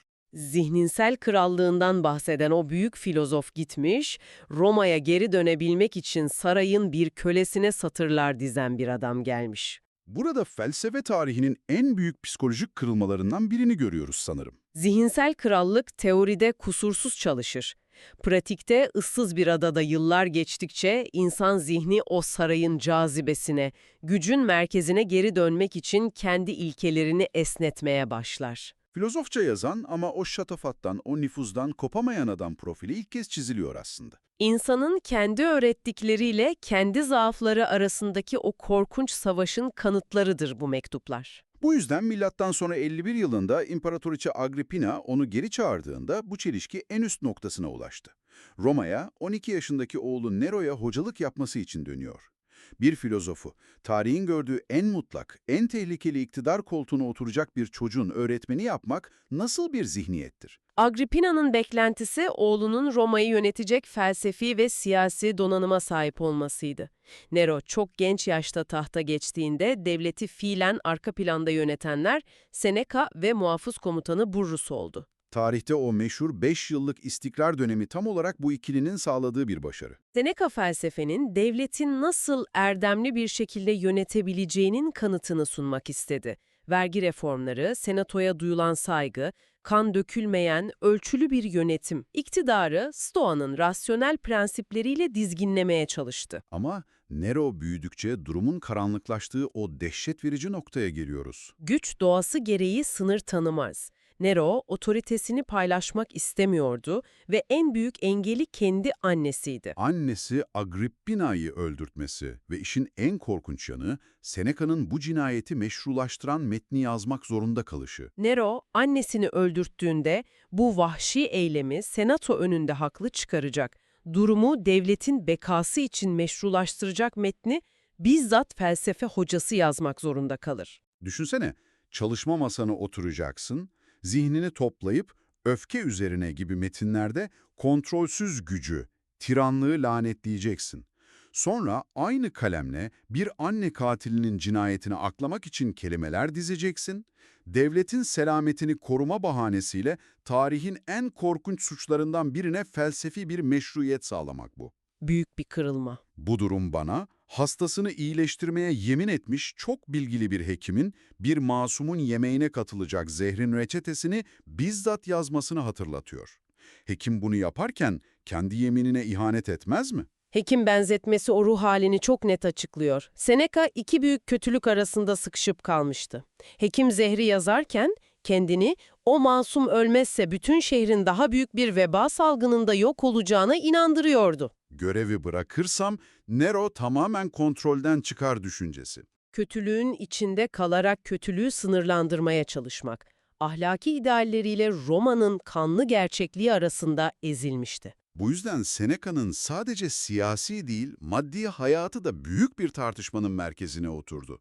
Bu tavizler onun servetini de büyüttü. Zihnimizdeki o kendi kendine yeten, doğayla uyum içinde yaşayan mütevazı filozof imajıyla, İngiltere sınırlarına kadar uzanan devasa arazilere ve yüksek faiz ağlarına sahip olan Roma'nın en zengin adamı imajı çatışıyor. Erdemli bir hayat ile böylesine devasa bir servet imparatorluğu kurmak yan yana nasıl durabilir? Günümüzde sürekli yardım kampanyaları düzenleyen, iklim krizinden bahseden ama her yere kendi özel jetiyle giden o süper zenginlerin yarattığı hayal kırıklığına çok benziyor bu. Çağdaşları tarafından ikiyüzlülükle suçlanmasının sebebi de buydu. Stoa felsefesi, işin teorisinde zenginliği tercih edilebilir farksızlar kategorisine koyar. Zenginlik, doğası gereği kötü bir şey değildir. Erdemli olmak için fakir olmak şart değildir. Sadece doğru kullanıldığında hayatı kolaylaştıran bir araçtır diyorlar. Seneca'nın öğretisi de zenginliğin gerçek bir iyi olmadığı yönündeydi. Pratiğe baktığımızda ise Nero'nun sarayındaki o sınırsız güç ona hayal edilemeyecek bir servet biriktirme fırsatı verdi. Servetin bir araç olduğunu savunup o aracın böylesine büyük bir bağımlısına dönüşmek affedilemez bir ikiyüzlülük olarak görüldü. Bütün o altınların, arazilerin üzerinde otururken onlara sahip olmayan insanlara dönüp zenginliğin aslında hiçbir önemi yok demek, filozofun anlattıkları eylemleriyle bu kadar devasa bir tezat oluşturduğunda ortada sadece ustaca söylenmiş yalanlar kalmıyor mu? Nasıl savunuyor kendisini bu eleştirilere karşı? Yükselen bu sert eleştirilere Mutlu Yaşam Üzerine adlı metninde çok detaylı bir yanıt verir. Asıl meselenin zenginliğin varlığı veya yokluğu olmadığını savunur. Ona göre asıl hastalık o zenginliğe zihnen bağımlı olmaktır, onun kölesi haline gelmektir.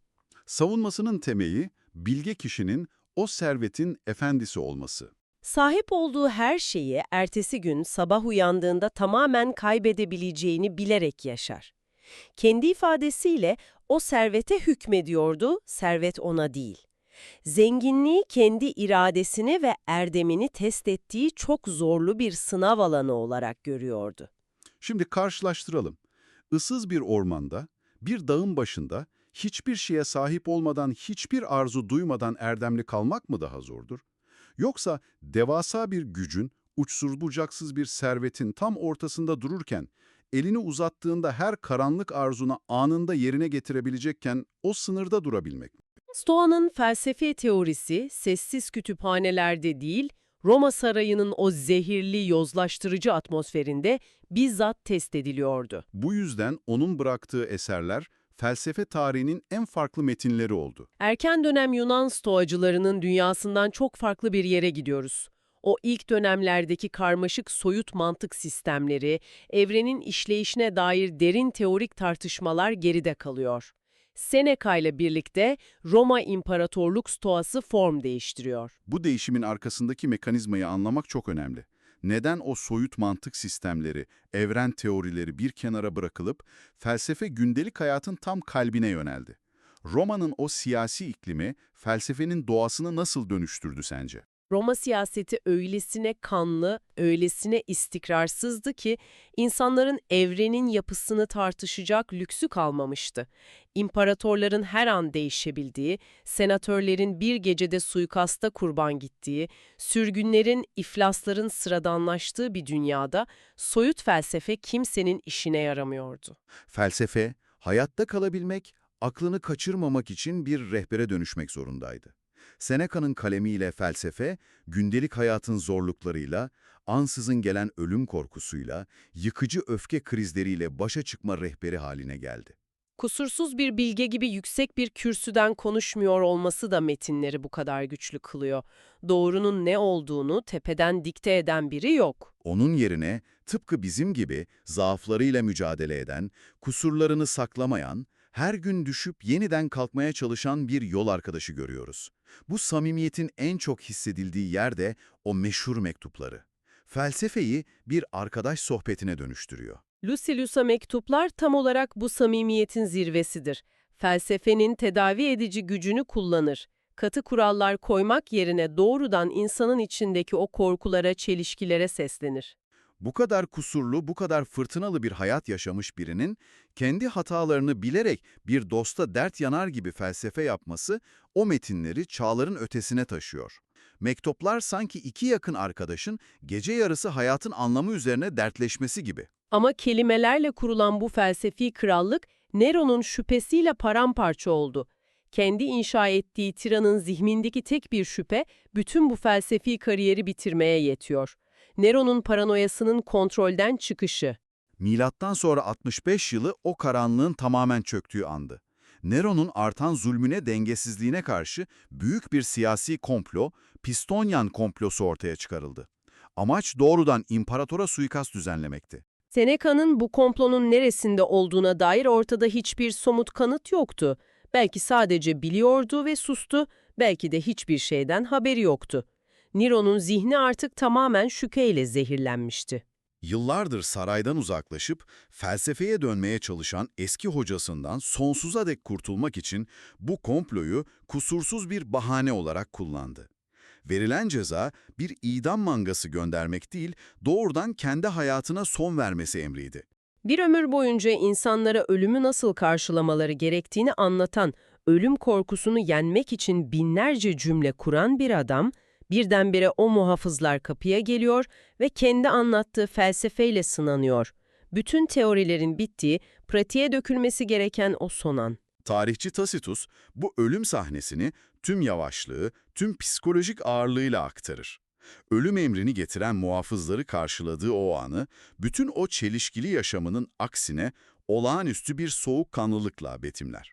Panik yapmaz, itiraz etmez, ailesini, gözyaşlarına boğulan dostlarını etrafına toplar, onlara sükûneti, yıllarca beraber tartıştıkları erdemi, doğanın kaçınılmaz kanunlarını hatırlatır. Felaket anında aklın nasıl sağlam tutulması gerektiğine dair o son dersini vererek felsefesini bizzat eyleme döker. Zihni felsefeyle ne kadar sükunet içindeyse, bedeni de ölüme o kadar inatla direniyor. Beklediği o asil, hızlı veda, saatler süren dayanılmaz bir bedensel ızdıraba dönüşüyor. Emre'ye uyarak önce bileklerini kestirir, ilerleyen yaşı, az yiyen, zayıflamış bedeni yüzünden kan akışı çok yavaştır. Yaşam bedenden bir türlü çıkmak bilmez. Acıyı bitirmek için baldırlarındaki damarları da kestirir. İşkence uzadıkça, kan kaybının getirdiği bedensel acı dayanılmaz hale gelince, felsefi bir sembolizma sığınarak tıpkı Sokrates'in son anlarındaki gibi baldıran zehri ister, O zehri içer. Zayıflayan kan dolaşımı, zehrin bedene yayılmasını ve etkisini de yavaşlatır. ne zehir ne de kan kaybı işe yaramaz. En sonunda bu uzun ızdırabı sonlandırmak için sıcak bir banyoya sokulur, oradaki yoğun buharın da etkisiyle saatler süren mücadelenin ardından boğularak hayatını kaybeder.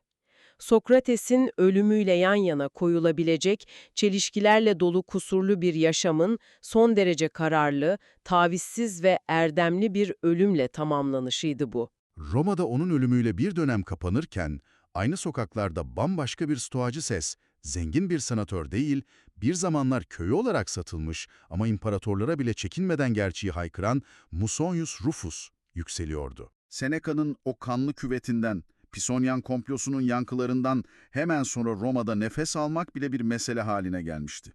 İmparatora yönelik bu suikast girişiminin faturası öylesine ağır kesildi ki, saray koridorlarında felsefeden bahsetmek doğrudan doğruya kendi boynuna ilmeği geçirmekle aynı anlama gelmeye başladı.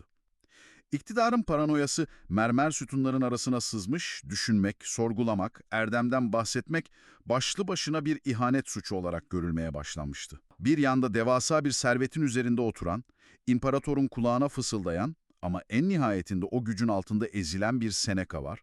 Felsefenin gücün merkezindeki bu elit tehlikeli dansı bana hep çelişkili gelmiştir. Milyonlarca sesler tiyosluk bir servetle, korumalar eşliğinde mermer saraylarda sade yaşamdan bahsetmek, o felsefenin inandırıcılığını derinden sarsıyor. Açıkçası bu çelişki Roma'nın entelektüel krizinin tam kalbini oluşturuyor. Güç, erdemi her zaman zehirler.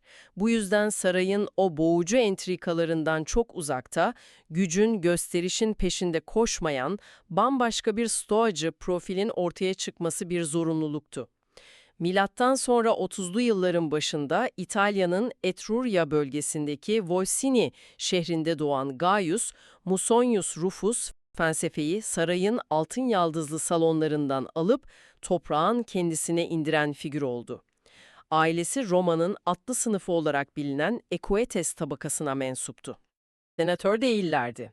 Atlı sınıfı servet sahibi olan ama senatörlerin sahip olduğu o doğrudan siyasi güce, aynı zamanda o gücün getirdiği ağır risklere sahip olmayan bir gruptu. Bu tabaka tam olarak ne anlama geliyor? Zenginler ama siyasetin merkezinde değiller gibi bir durum mu var ortada? Bunun onun felsefi yolculuğuna nasıl bir etkisi oldu? Zenginliğin getirdiği bir rahatlıkları vardı ama imparatorluğun o kanlı taht oyunlarının birincil aktörleri değillerdi. Musonius Rufus bu ekonomik rahatlığı bir siyasi sıçrama tahtası olarak kullanmayı reddetti. Seneca'nın aksine gücün gölgesinde bir statü aramadı, nüfus peşinde koşmadı. Hayatını neredeyse tamamen felsefi yaşamaya, bu erdemli yaşam biçimini sıradan insanların zihinlerine işlemeye adadı. Tam olarak böyle yaptı. Çevresinde kısa sürede onu dinlemek, onunla yaşam üzerine tartışmak isteyen sayısız öğrenci toplanmaya başladı. Sessiz, gösterişte uzak ama devasa bir zihinsel dönüşüm hareketi başlatıyordu. Felsefenin sadece elitlerin kapalı kapılar ardında tartıştığı karmaşık bir teori olmaktan çıkıp doğrudan halka karışması, akla doğrudan Atinalı Sokrates figürünü getiriyor. O da pazar yerlerinde dolaşır, insanların en güvendiği inançlarını o meşhur sorularıyla paramparça ederdi. İlerleyen yüzyıllarda ona Roma Sokratesi diyeceklerdi. Ama o insanları sokakta aniden çevirip sorguya çekmek yerine kapıları herkese açık bir okul kurarak farklı bir yol izledi. Felsefe onun için kürsüden okunan ezberlenmiş metinler değildi, bu yüzden tek taraflı uzun nutuklar atmak yerine tamamen karşılıklı diyaloğa dayalı bir yöntem seçti. Musonius Rufus'un öğretim tarzında da Sokrates'inki gibi bir meydan okuma var mıydı? Kesin bir meydan okuma vardı. Sokrates gibi karşısındaki öğrencinin gözlerinin içine bakıyor, onun temel varsayımlarını adım adım çürütüyordu. Dinleyenleri aktif bir sorgulama sürecinin içine çekiyor, bilgiyi onlara yukarıdan dikte etmek yerine kendi içlerindeki doğruyu bulmalarına rehberlik ediyordu. Bunun mekanizmasını tam olarak anlamak istiyorum. Adım adım çürütmek derken bunu pratikte nasıl yapıyordu? Karşısına çıkan bir gence doğrudan yanlış düşünüyorsun demek pek de dönüştürücü bir etki yaratmaz. Zihindeki o yanılgı duvarını doğrudan yıkmaya çalışmak yerine öğrencinin kendi çelişkisini kendisinin bulmasını sağlıyordu. Öğrenci diyelim ki lüks bir ziyafetin, nadide yiyeceklerin mutluluk getireceğini savundu. O, bedenin amacı nedir diye sorardı. Öğrenci bedenin işlevini sürdürmek, sağlıklı kalmak cevabını verdiğinde ikinci adıma geçerdi sanırım. Aşırı karmaşık yiyecekler bedeni ağırlaştırır, hastalandırır, doğal işlevini bozar mı sorusunu yöneltirdi. Öğrenci mantıken bunu onayladığında öldürücü soruyu sorardı. O halde mutluluk getireceğini sandığın şey aslında bedenini, zihnini yok ediyorsa bu nasıl bir iyiliktir? Zihnin dehlizlerinde kaybolan öğrencinin o çıkış yolunu kendi iradesiyle bulmasını sağlardı. Bu yöntem erken dönem stoacılarının o ağır mantık duvarlarından oldukça farklı. Zeno veya Hrissippos gibi isimler erdemin doğasını açıklamak için son derece soyut, karmaşık mantık yürütmeleri, kozmolojik teoriler inşa etmişlerdi. İşin içine evrenin yapısı, doğa felsefesi gibi devasa konular giriyordu onlarda. Fakat felsefe sadece zihinlerde kalan bir soyutluk olmamalıydı. Bu yüzden Musonius Rufus öğretisini tamamen somut, etten, kemikten meseleler üzerine kurdu. Onun derslerinde evrenin metafizik yaratılışından çok gündelik yaşamın en ince detayları konuşuluyordu. Evlilik nasıl olmalı, çocuklar nasıl yetiştirilmeli, sofraya oturduğunda hangi yiyecekleri seçmelisin? Hatta bir insanın saç kesimi, giyim tarzı bile onun felsefi sohbetlerinin ana konusu olabiliyordu. Zihni eğitmenin yolu, yıldızların hareketini izlemekten değil, sabah giyeceğin kıyafeti seçerken gösterdiğin iradeden geçiyordu. Sen dinlerken dönüp kendi hayatına bakmalısın. Sabah uyandığında aynaya bakarken, saçını nasıl tarayacağına karar verirken ya da öğle yemeğinde ne yiyeceğini seçerken bunların sadece basit, anlamsız rutinler olduğunu düşünürsün. Birçoğumuz günün bu anlarını tamamen otomatik bir şekilde hiç sorgulamadan yaşar geçeriz. O sana bu sıradan anların bile felsefi bir disiplinin parçası olduğunu söylüyor. Kendini tanıma yolculuğu kitapların sayfalarında değil, sabah aynanın karşısında başlıyor. Bir yemeği sadece zevk için mi yiyorsun, damağındaki o anlık tatmini uzatmak için mi sofradasın, yoksa bedenini ayakta tutmak, ona hak ettiği saf yakıtı vermek için mi? Giydiğin kıyafet seni soğuktan korumak, doğanın şartlarına uyum sağlamak için mi, yoksa sokağa çıktığında başkalarına zenginliğini, statünü göstermek için taktığın bir maske mi? Ama burada asıl sormamız gereken şey şu: neden bu kadar küçük detaylara takılıyor? Bunlar gerçekten bir insanın ahlaki pusulasını belirleyebilir mi? Bu derin soruların ardındaki temel mantık, iradeyi küçük şeylerde eğitemeyen bir insanın büyük krizlerde asla erdemli kalamayacağı gerçeğidir. Günlük yaşamın bu ince detayları insanın kendi zihniyle yaptığı bitmek bilmeyen bir antrenmandır. Gösterişli kıyafetlere, dünyanın öbür ucundan getirilmiş lüks yiyeceklere bağımlı olan biri, gün gelip de bunları kaybettiğinde tamamen yıkılır. Roma'da güç dengelerinin bir gecede değiştiği, zenginlerin bir günde vatan haini ilan edilip her şeylerini kaybettiği sık yaşanan bir gerçeklikti. Bağımsızlık, bedeni, arzuları sadeleştirmekle başlar. Dış dünyaya ne kadar az ihtiyaç duyarsan, iç dünyanda o kadar yenilmez olursun.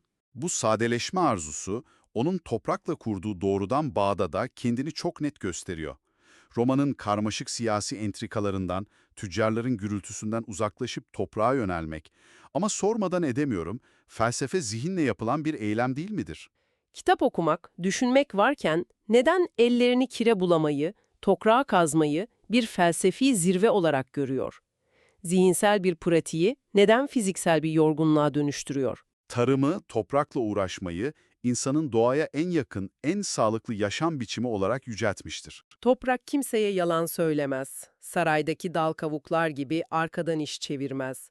Sahte gülücükler dağıtmaz. Toprağı işlemek, tohum ekmek, o tohumun büyümesini sabırla beklemek, insanın evrenin ritmiyle uyum içinde yaşamasının en somut yoludur. Emeğinin karşılığını doğanın kendi sarsılmaz yasaları içinde alırsın.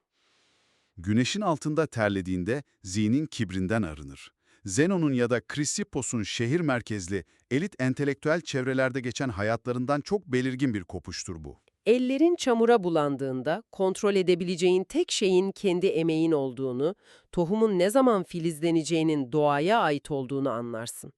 Bu, felsefeyi yaşamaktır. Stoacılığın Atina'nın ya da Roma'nın o süslü revaklarından çıkıp doğrudan tarlalara, çamurun terin içine, sade bir evin odalarına taşınmasıdır bu.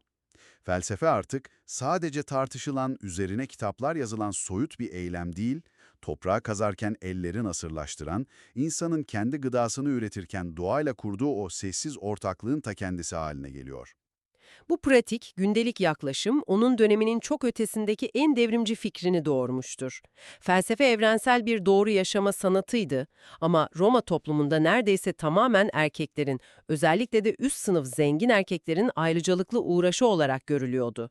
Kadınların zihinsel kapasiteleri tamamen yok sayılıyordu. Roma'da kadınların konumu gerçekten de dönemin yasaları, katı gelenekleriyle yüzyıllar boyunca ince ince örülerek sınırlandırılmıştı. Siyasetten, kamusal tartışmalardan, karar mekanizmalarından, derin felsefi eğitimden bilinçli bir şekilde uzak tutuluyorlardı. Onların varlığı sadece sessizlik, eve bağlılık, itaat üzerinden tanımlanıyordu.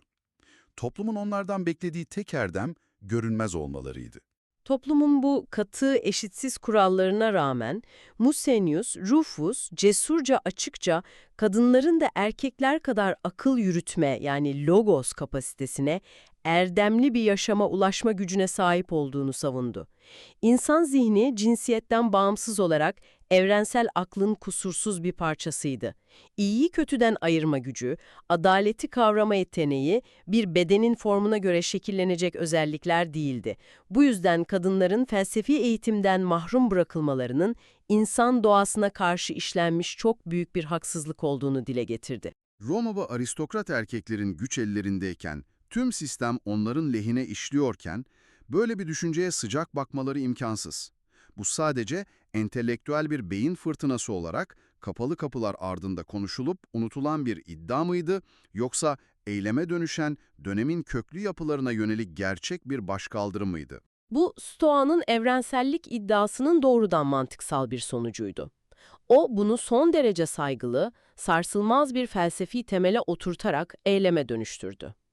Eğer evren akılcı bir düzene sahipse, her insan doğuştan bu düzenden bir parça taşıyorsa, erdemli yaşamak sadece belirli bir anatomik grubun ayrıcalığı olamazdı. Kendi derslerinde bu eşitlikçi yaklaşımı benimseyerek felsefenin kapılarını sonuna kadar kadınlara da açtı. Bu fikir, dönemin güç dinamiklerini kökünden sarsacak kadar derin bir gerçeklik barındırıyordu. Doğaya aykırı olan şey, kadınların felsefe yapması değil, onların evrensel akıldan dışlanmasıydı. Binlerce yıl öncesinden gelen bu eşitlikçi sesin, insanın temel doğasını nasıl kucakladığına dikkat etmelisin. Sadece özgür doğmuş, zengin Romalı erkeklerin değil, insan olan herkesin ahlaki bir zirveye ulaşabileceği fikri, felsefenin sınırlarını o boğucu saray duvarlarının dışına taşırmaktı. Zihnin sınır tanımadığı, hakikatin herkes için erişilebilir olduğu bir dünya hayali. Doğruları söylemek, felsefeyi herkes için ulaşılabilir kılmak, Roma gibi güç zehirlenmesi yaşayan koca bir imparatorlukta her zaman ağır bedeller gerektirmiştir. Öğretisini sadece güvenli Roma sokaklarında anlatmadı, iktidarın amansız paranoyası gelip onu da buldu. Bu yüzden inandığı her şeyi bizzat yaşayarak sürgünlerin, felaketlerin içinde kanıtlamak zorunda kaldı. Felsefe kriz anlarında test edilmedikçe sadece boş bir laf kalabalığından ibarettir. Milattan sonra 65 yılında o bahsettiğimiz karanlık dönemde İmparator Nero'nun sürgün kararları ardı ardına gelmeye başladı. Pisonyan komplosu sonrası felsefeciler birer birer hedef tahtasına konduğunda o da payına düşeni aldı. Yunanistan açıklarındaki Giaros adasına sürgün edildi. Giaros, basit bir sürgün yeri, inzivaya çekilecek sakin bir ada değildi.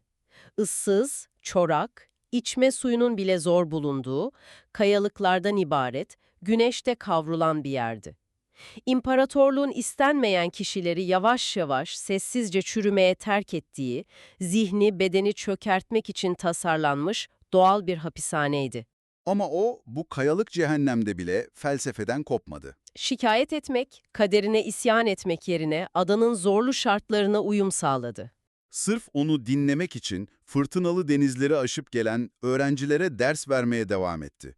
Kendi yemeğiyle o çorak toprağı sabırla kazıyarak bizzat kendi elleriyle çıkardı. Giaros'u bir hapishane olmaktan çıkarıp açık hava okuluna dönüştürdü. Doğayla kurduğu o pratik bağı ölümcül bir coğrafyada hayatta kalmak için kullandı. Nero'nun ölümünden sonra Roma'ya dönme fırsatı buldu, ancak bu fırtınalı hayatın tamamen durulduğu anlamına gelmiyordu. İktidarın felsefeye olan şüphesi asla tam olarak bitmez. İmparator Vespasyan, milattan sonra 74 yılı civarında özellikle Kinikleri, Stoacıları Roma'dan topluca sürdüğünde Musonius Rufus başlarda bu genel yasaktan tek istisna olan filozoftu. Vespasyan, onun ölçülü, aşırılıktan uzak tavrının siyasi bir tehdit oluşturmadığını düşünüyordu. İmparator onu şahsen sürgün listesinden çıkardı. O sokaklarda bağırıp çağırarak devleti yıkmaya çalışan biri değildi. Ama bu ayrıcalık kalıcı olmadı.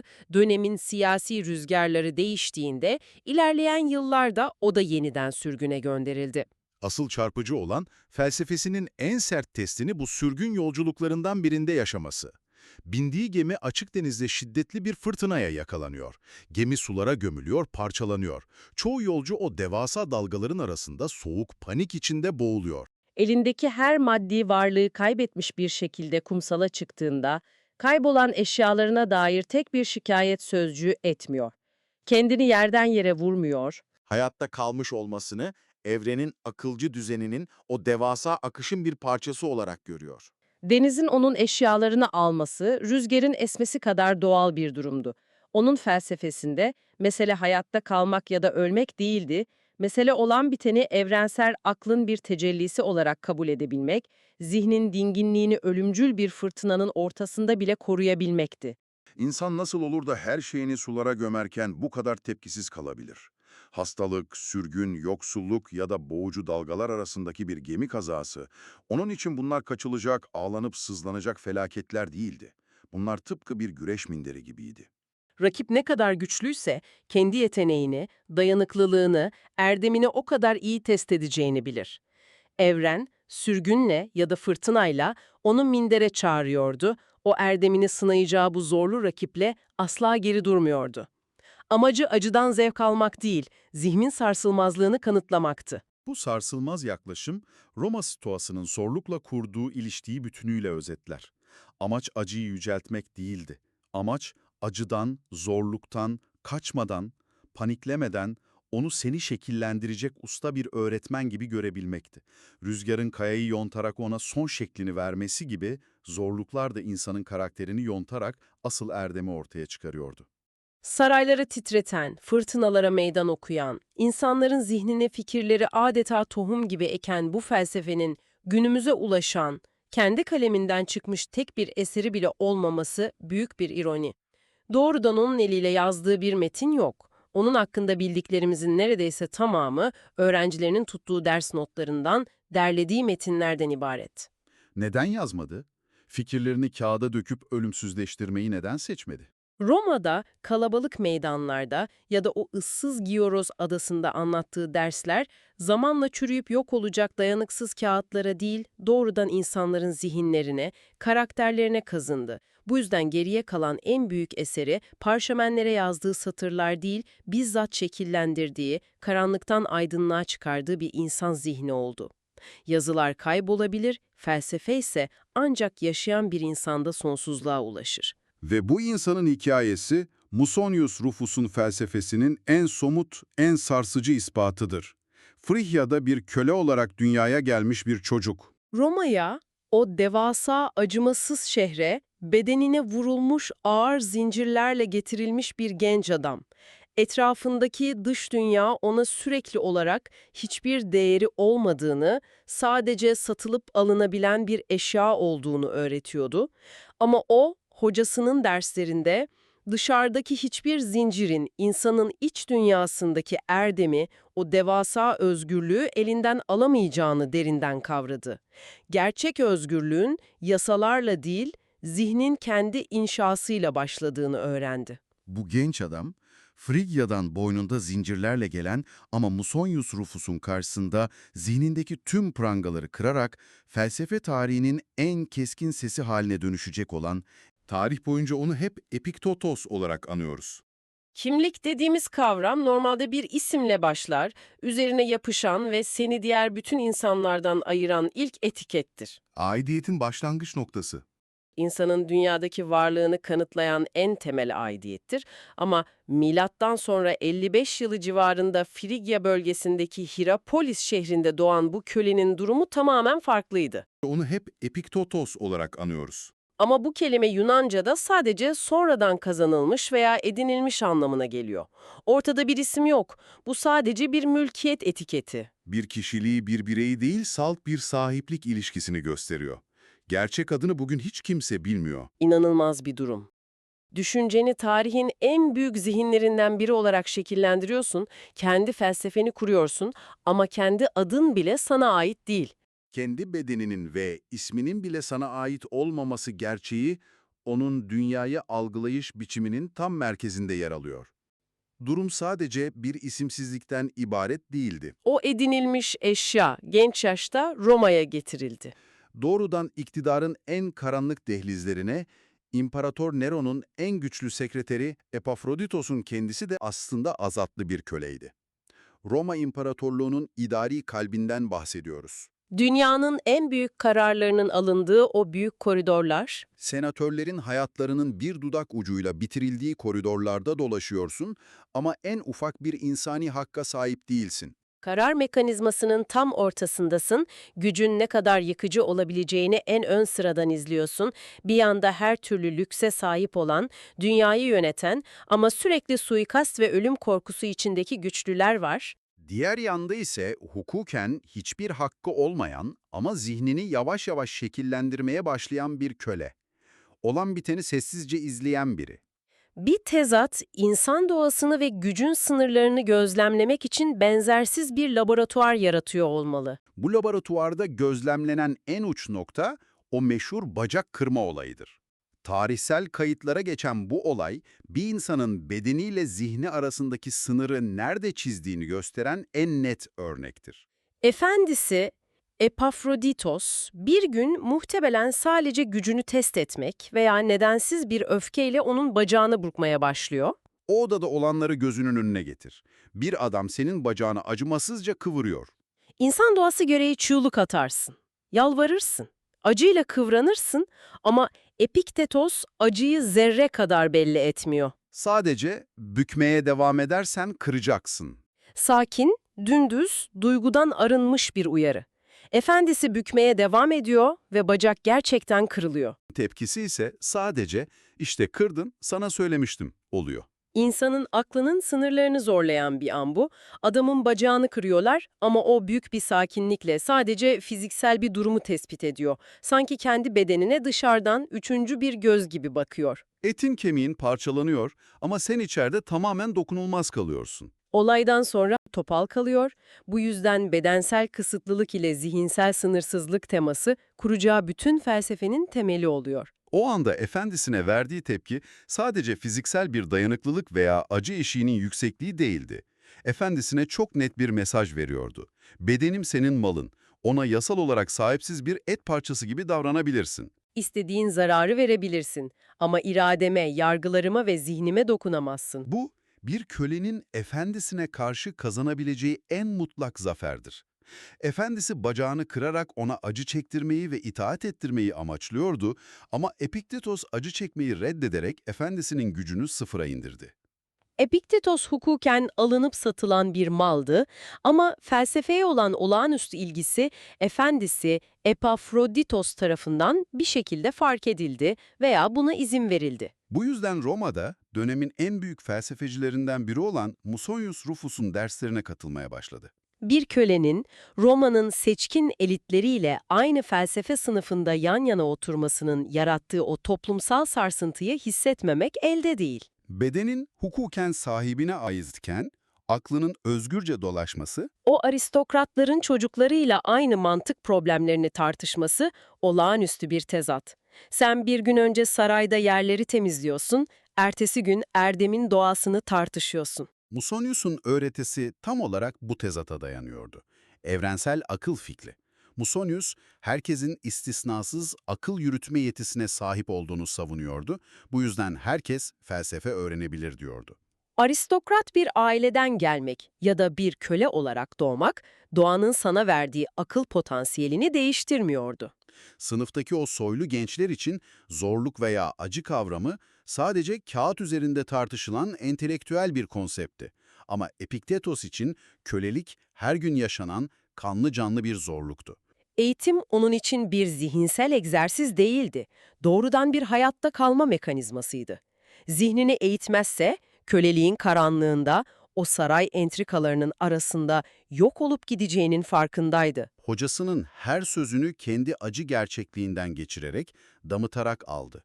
Sadece öğrenmedi, o felsefeyi nefes alır gibi yaşadı. Öğreti, tam da bu sınıfta Epiktetos'un kölelik gerçeğiyle birebir örtüşerek teoriden çıkıp yaşamsal bir pratiğe dönüştü. Zamanı ve şekli kayıtlara tam olarak geçmemiş olsa da bu zihinsel eğitim sürecinin sonunda bir noktada özgürlüğüne kavuşuyor. Boynundaki yasal tasma kalkıyor, bu yüzden artık azatlı bir vatandaş olarak Roma sokaklarında kendi adına felsefe öğretmeye başlıyor. Zihninde kurduğu o özgürlük krallığı sonunda dış dünyadaki yasal statüsünü de dönüştürüyor. Roma'da kendi adıyla azatlı bir felsefeci olarak bir hayat kuruyor. Ama milattan sonra 89 yılı civarında İmparator Domitian tıpkı kendinden öncekiler gibi felsefecilerden rahatsız olmaya başlıyor. Düşünen, sorgulayan, halka kendi zihinlerini nasıl kullanacaklarını öğreten zihinler, otokratik yapılar için daima büyük bir tehdittir. Domitian bütün felsefecileri Roma'dan sürüyor. İstisna tanınmıyor, bu yüzden Epiktetos da o çok iyi bildiği imparatorluğun merkezini terk etmek zorunda kalıyor. Yönünü Nikopolis şehrine çeviriyor. Haritada Roma'ya kıyasla merkeze son derece uzak, kendi halinde bir eyalet şehri burası.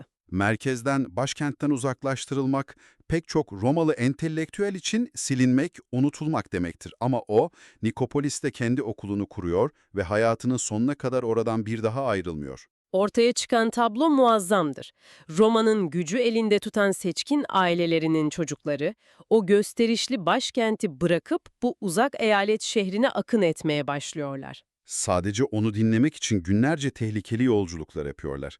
Erdem'in coğrafi bir merkeze, mermer sütunlu saraylara ihtiyaç duymadığı gerçeğini görüyoruz.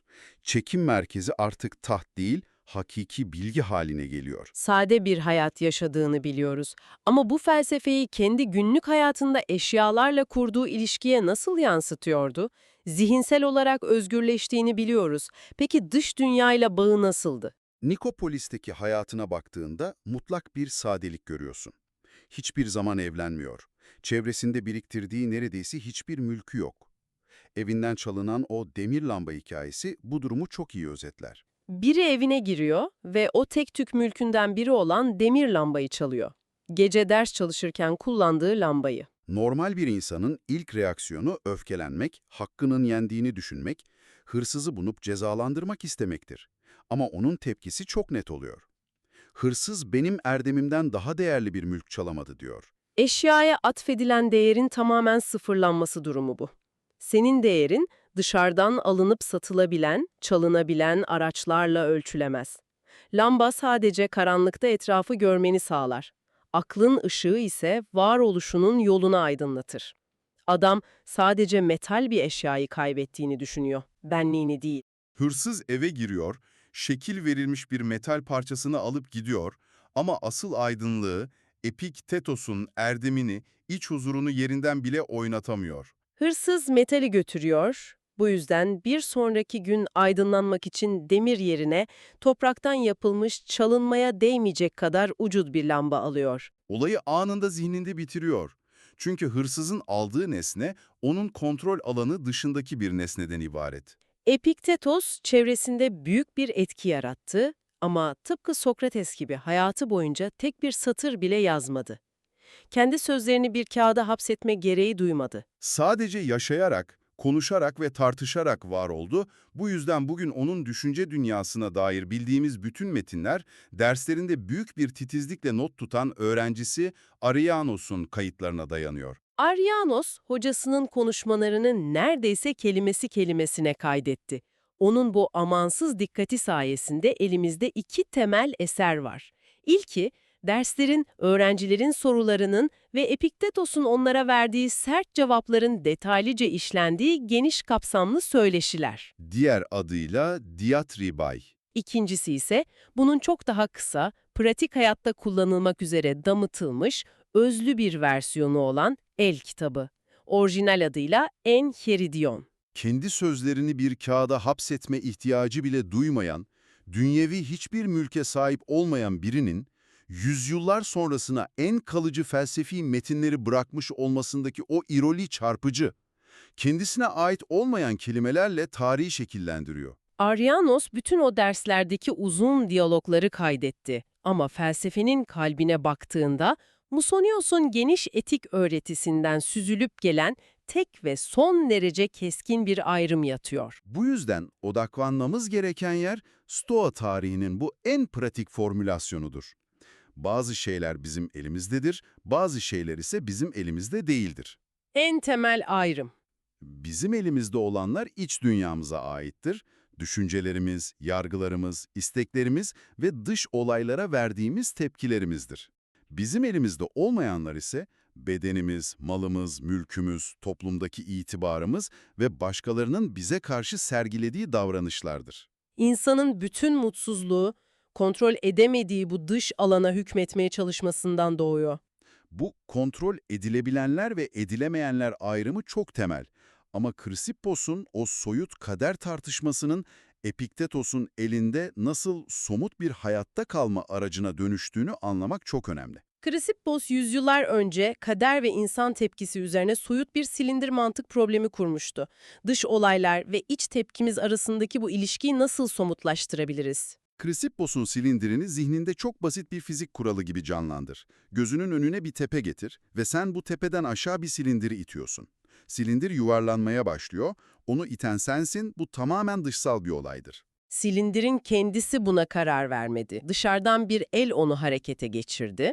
Kaderin dışsal olayları da böyledir. Başımıza gelen hastalıklar, sürgünler, bacağımızın kırılması bizi dışarıdan iter.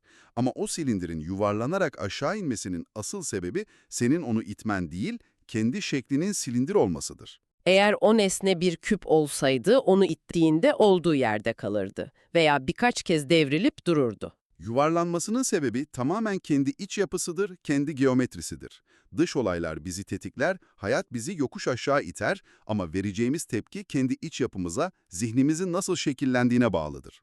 Akademik bir mantık zemini olarak inşa etmişti ama Epiktetos bu teoriyi alıp bedeni bile kendi malı olmayan bir kölenin hayatta kalma aracına dönüştürdü.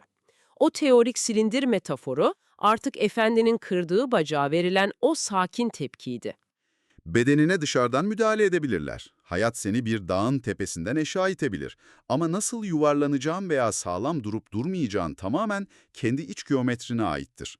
İnsanın kendi karakterini bir küp gibi sağlam inşa etmesi gerektiği fikri buradan geliyor.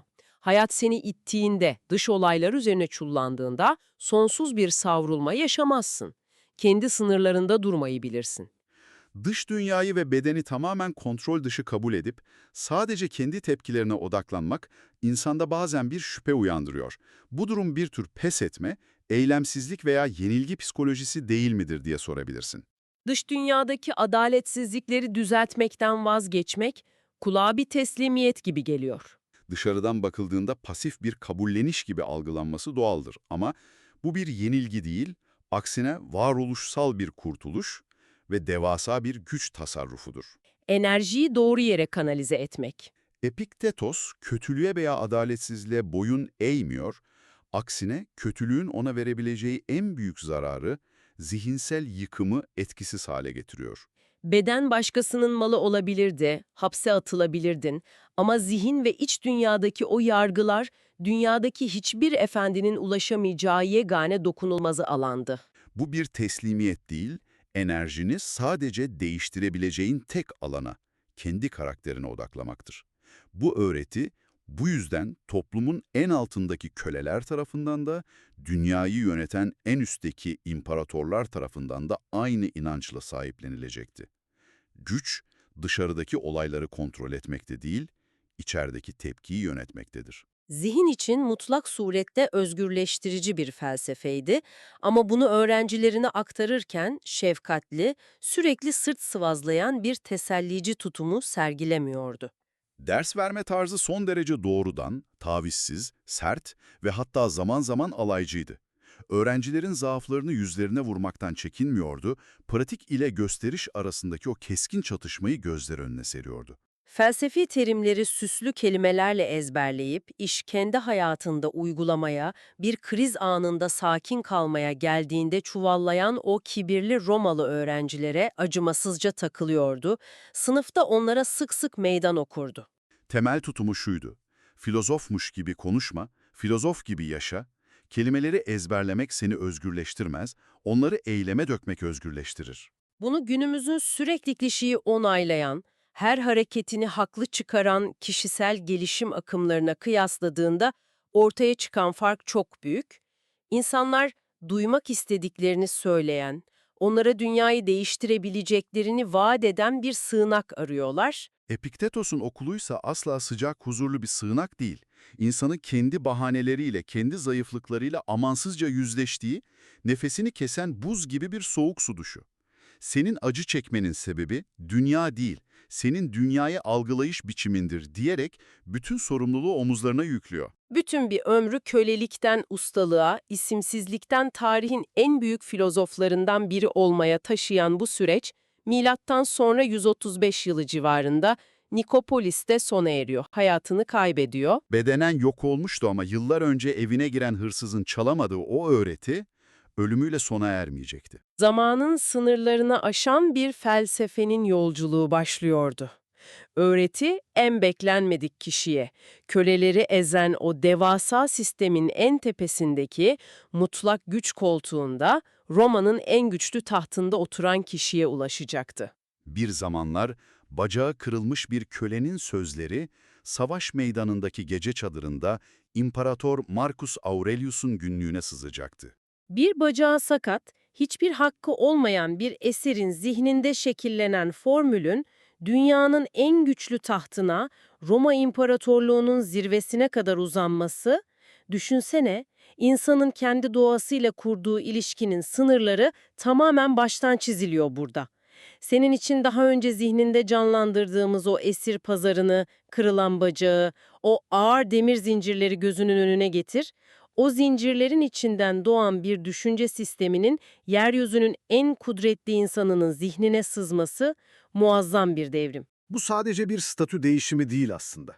Kontrol edilebilenler ile edilemeyenler arasındaki o keskin ayrım var ya, işte bu ayrım hiçbir gücü olmayan bir insanla dünyadaki her şeye gücü yeten birinin ortak dili haline geliyor. İki bambaşka uçtan bahsediyoruz. En dipten en tepeye uzanan bu bağ, insan zihninin evrenselliğini kanıtlıyor.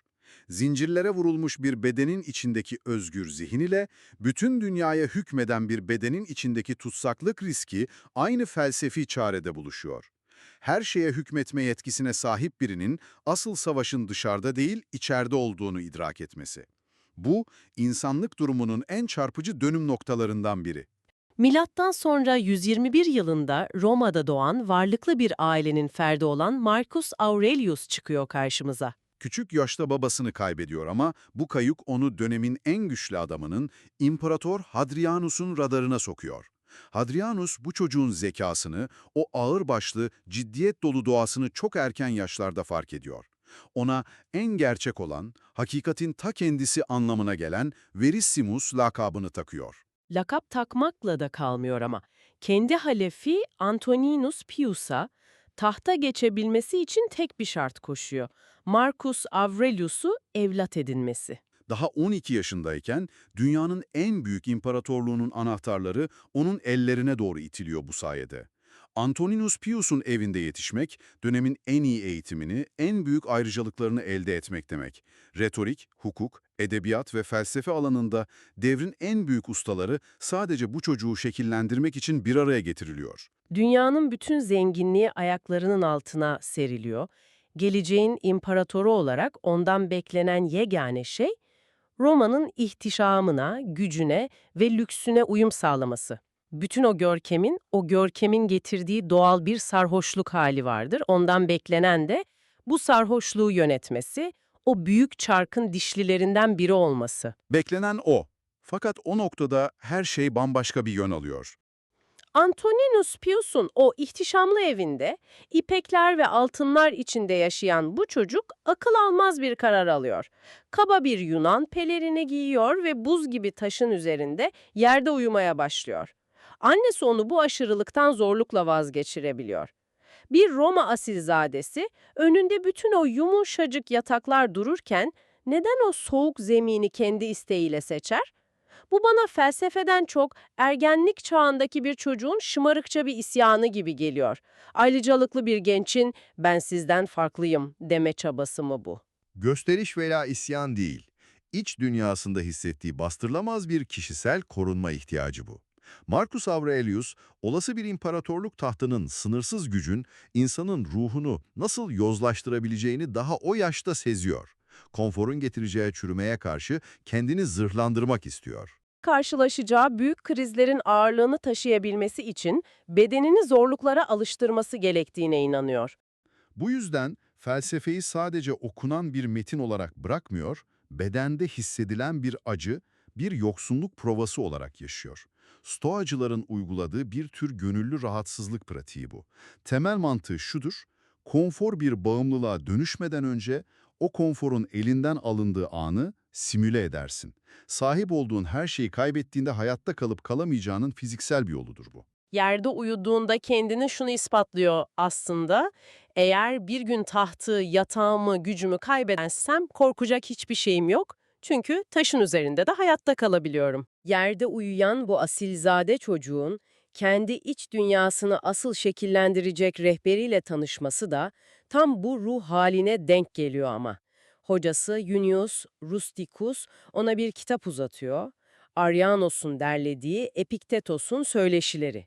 Marcus Aurelius kendi notlarında Junius Rusticus'a kendisini bu eserle tanıştırdığı için minnettarlığını özel olarak yazıyor. Devasa bir zıtlık barındırıyor bu durum. Hem de nasıl?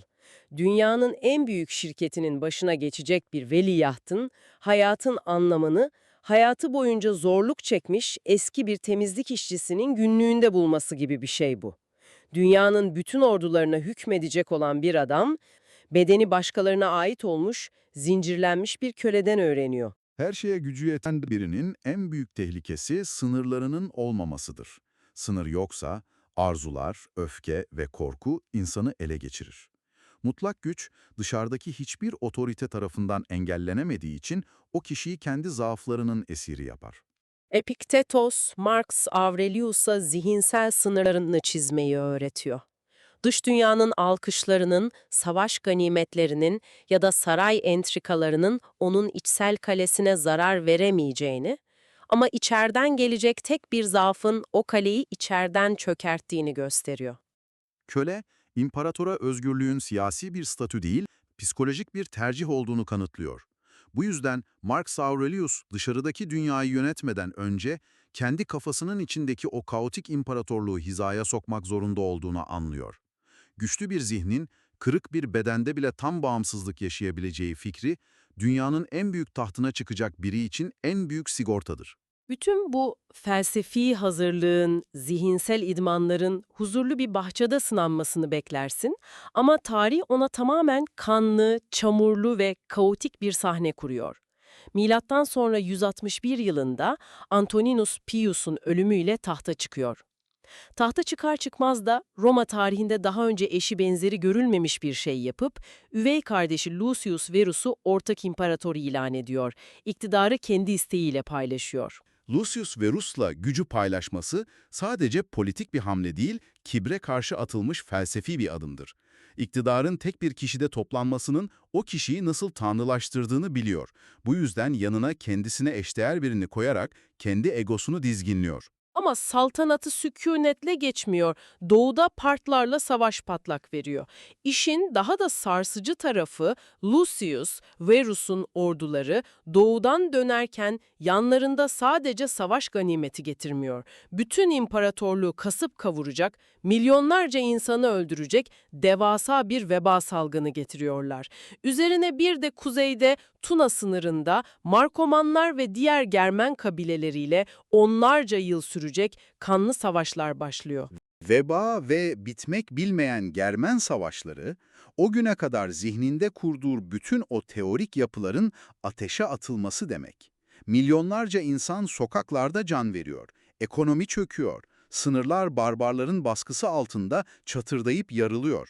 Dünyanın bütün yükü, bütün o kaos aniden omuzlarına biniyor. Felsefe yapmak dendiğinde insanın aklına o sakin revaklar, zeytin ağaçlarının gölgesi, birbirini saygıyla dinleyen insanların olduğu sessiz kütüphaneler gelir.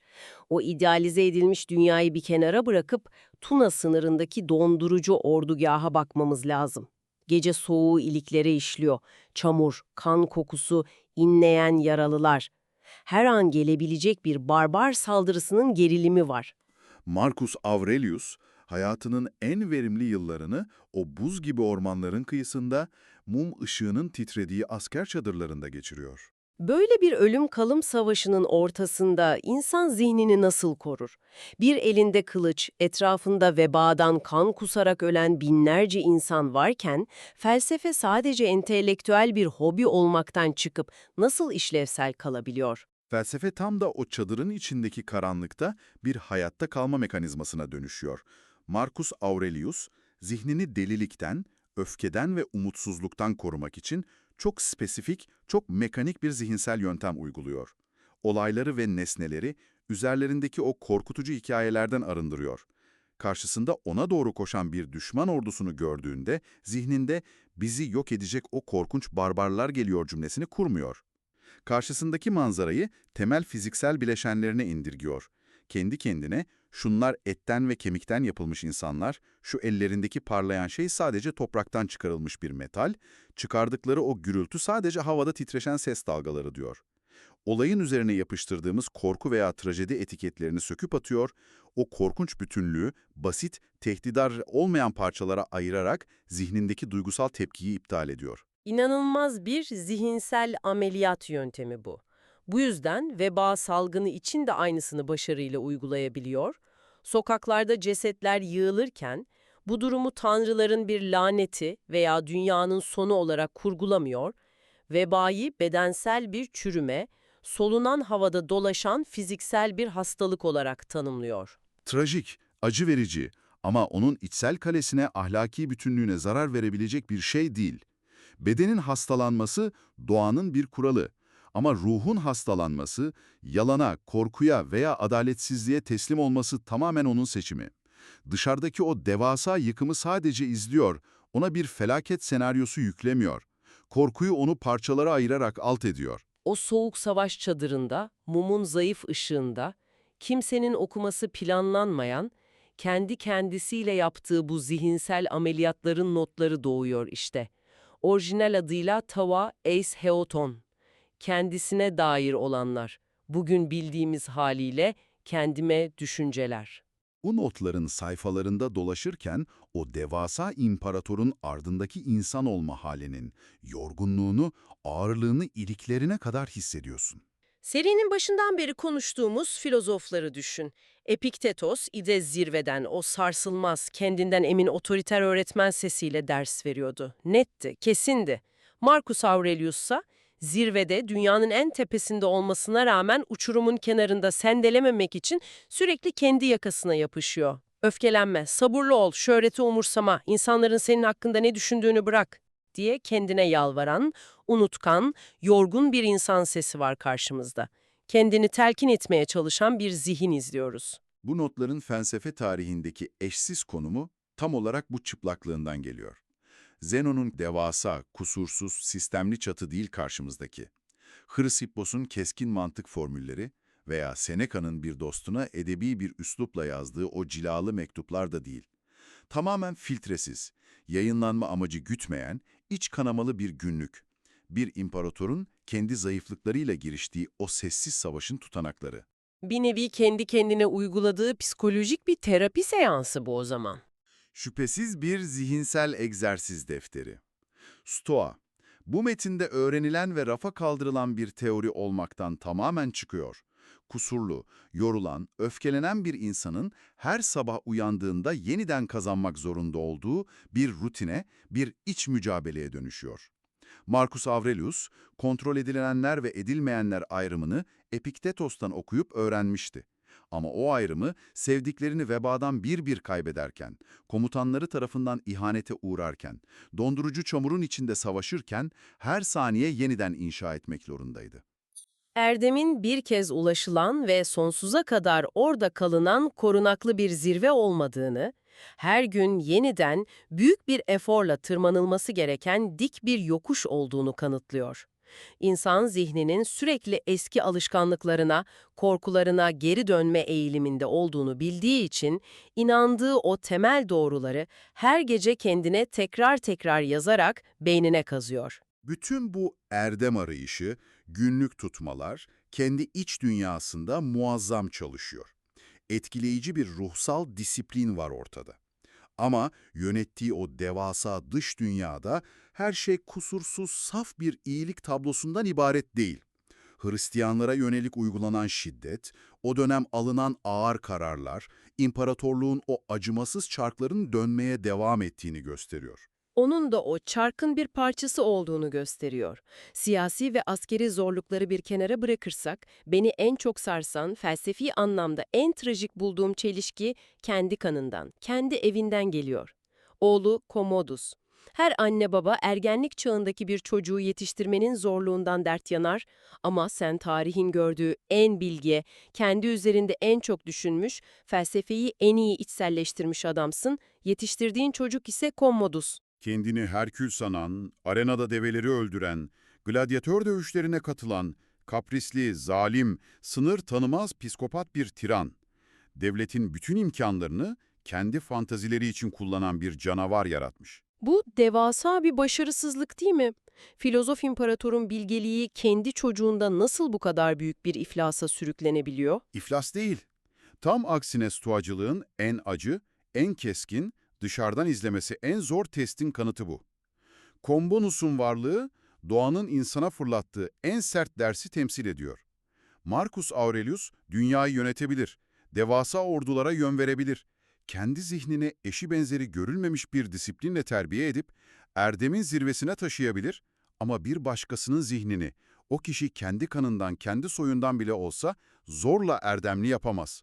Bu imkansızdır. Erdem, bir taht gibi, bir toprak parçası veya sandıktaki servet gibi kan bağıyla, vasiyetle miras bırakılamaz. Babası ne kadar bilgi olursa olsun, etrafındaki hocalar ne kadar kaliteli olursa olsun, her nesil, her birey o ahlaki mücadeleyi baştan, kendi elleriyle, kendi iç dünyasında kazanmak zorundadır. Bu durum onun felsefesini çürütmüyor, aksine felsefesinin sınırlarını en çıplak haliyle yüzüne vuruyor. Bu yüzden Commodus, babasının kontrol edebilecekleri listesinin dışında kalan, tamamen kendi iradesiyle hareket eden ayrı bir evrendi. Marcus Aurelius, iradesi dışındaki hiçbir şeye tam anlamıyla bel bağlamaması gerektiğini çok iyi biliyordu. Oğlunun eylemleri, imparatorluğun onun ellerinde sürükleneceği kadar nihayetinde kontrol edilemeyenler çemberinin içindeydi. Bir başkasının ruhunu tamir edemezsiniz, sadece kendi ruhunuzun çürümesini engelleyebilirsiniz. Çadırında kendine yazdığı o notların ağır, melankolik tonu, muhtemelen bu devasa çaresizliğin, evladını doğru yola sokamamanın verdiği o derin kabullenişin izlerini taşıyor. O, dünyayı kurtaramayacağını, oğlunu bir bilgeye dönüştüremeyeceğini biliyordu. Sadece kendi görevini yapmakla, kendi zihnini son nefesine kadar doğru kullanmakla yükümlü olduğunu hiçbir zaman unutmadı. Hayatının son anlarına doğru gittiğimizde bu derin idrakin vücut bulduğu, her şeyin sınandığı o nihai anı görüyoruz. Milattan sonra 180 yılı. O dondurucu Tuna sınırındaki askeri kamptayız. Yıllardır imparatorluğu kasıp kavuran o hastalık, o korkunç veba yavaş yavaş onun da bedenini ele geçiriyor, ciğerlerini tüketiyor. Etrafında toplanan ağlayan komutanlarını, dostlarını düşün. Koskoca Roma İmparatorluğu'nun ve kendi hayatlarının geleceğinden dehşete düşmüş, panik içinde bir kalabalık var etrafında. Herkes dünyanın sonunun geldiğini düşünüyor. Ama o yatağın üzerindeki ölümü bekleyen adamda panik yok. Zerre kadar isyan yok. Ölüm yatağında dostlarına dönüp ölümden korkmamalarını, ağlamayı bırakmalarını söylüyor. Bunun doğanın sadece bir başka dönüşümü, basit, evrensel bir döngüsü olduğunu söylüyor. Etrafındaki bütün o zihinsel kaosa, dış dünyanın çaresiz çırpınışlarına inat, sonunu sarsılmaz, kaya gibi bir sükunetle karşılıyor. Ölüm karşısındaki bu derin sükunet, bütün bu anlattığımız yolculukta seni zamanın içinde 400 yıl geriye çekiyor. 400 yıl önce bütün mal varlığını, bütün servetini bir gemi kazasında kaybedip Atina kıyılarına vuran, o büyük yıkımın, o enkazın içinden felsefeyi doğuran adamı hatırlatıyor. Sonra da ayağa takılıp düştüğünde, toprağa usulca vurarak ölümü aynı sükunetle, aynı doğal kabullenişle kucaklayan o ilk adamı, Zenon'u. Bir anda her şeyini kaybetmiş, sıfırdan başlayan o Kıbrıslı tüccar, diğer yanda yeryüzündeki her şeye sahip olan bu kudretli imparator. Dünyanın en güçlü adamı, Roma İmparatoru Marcus Aurelius son nefesini veriyor. Bedenini yiyip bitiren hastalık artık galip gelmek üzere. Etrafındaki komutanlar telaşlı olmalı, sonuçta koca bir imparatorluğun kaderi belirsiz. Coğrafyanın bütün yükünü omuzlarında taşıyan bu adam, yatağında tarifsiz bir sükunet içinde yatıyor. Ölümden korkmuyor, kadere isyan etmiyor. Zihni dışarıdaki fırtınaya ve içerideki bedensel çöküşe rağmen mutlak bir kale gibi sarsılmaz durumda. Sen kendi hayatındaki fırtınalarla boğuşurken bu imparatorun son anındaki o eşsiz huzurun köklerini merak edebilirsin. O sarsılmaz dinginliğin kaynağını bulmak için aslına bakarsan zamanı 400 yıl geriye sarmamız gerekiyor. Milattan önce 3. yüzyıla Kıbrıs kıyılarında patlak veren şiddetli bir fırtınaya gidiyoruz öyleyse. Akdeniz'in tuzlu sularına gömülen bir ticaret gemisi, geriye sadece ahşap parçalarından ibaret bir enkaz bırakmadı. O gemide taşıdığı paha biçilmez mor boyalarla birlikte tüm servetini kaybeden bir tüccar vardı. Bütün itibarını ve geleceğini de denizin dibine yollayan bir tüccar, adı Zenon. Her şeyini yitirmiş, sırılsıklam ve perişan halde Atina sokaklarına sürükleniyor. O gün Atina sokaklarında yürüyen o çaresiz adam, insanlık tarihinin en dayanıklı fikir kalelerinden birini inşa edeceğinden habersizdi kuşkusuz. Zenon tesadüfen bir kitapçıya sığınıyor. Orada Sokrates'in erdem üzerine söylediklerini okuyor. Ardından kitapçının camından dışarı bakarken sokaktan geçen bir Kinik filozof görüyor ve kitapçıya bu adamların kim olduğunu soruyor. Orada küçük bir parantez açalım. Kinik filozof derken sen bu kavrama aşina olmayabilirsin. O dönemde kinikler tam olarak nasıl yaşıyordu? Neden Zenon'un dikkatini çektiler? Kinik felsefe, toplumsal kuralları, statüyü ve konforu tamamen reddeden bir akımdı. Bu filozoflar sokaklarda tıpkı bir köpek gibi en temel ihtiyaçlarıyla hiçbir şeye sahip olmadan yaşıyorlardı. Amacı şuydu, insanın mutlu olması için dışarıdaki hiçbir eşyaya veya onaya ihtiyacı yoktur. Erdem tek başına yeterlidir. Zenon, bütün servetini denizin dibine yolladıktan hemen sonra hiçbir şeyi olmayan ama son derece huzurlu görünen bu adamı görünce adeta büyüleniyor olmalı. Haklısın. O an Zenon'un bu adamın peşine takılması çok mantıklı. Çünkü zaten kaybedecek hiçbir şeyi kalmamış durumda. Parası yok, gemisi yok, ünvanı yok, sokaktaki o kinik filozofla aynı seviyeye inmiş. Felsefe, dingin bahçelerde tok karınla yapılan soyut zihin egzersizlerinden ibaret değildir.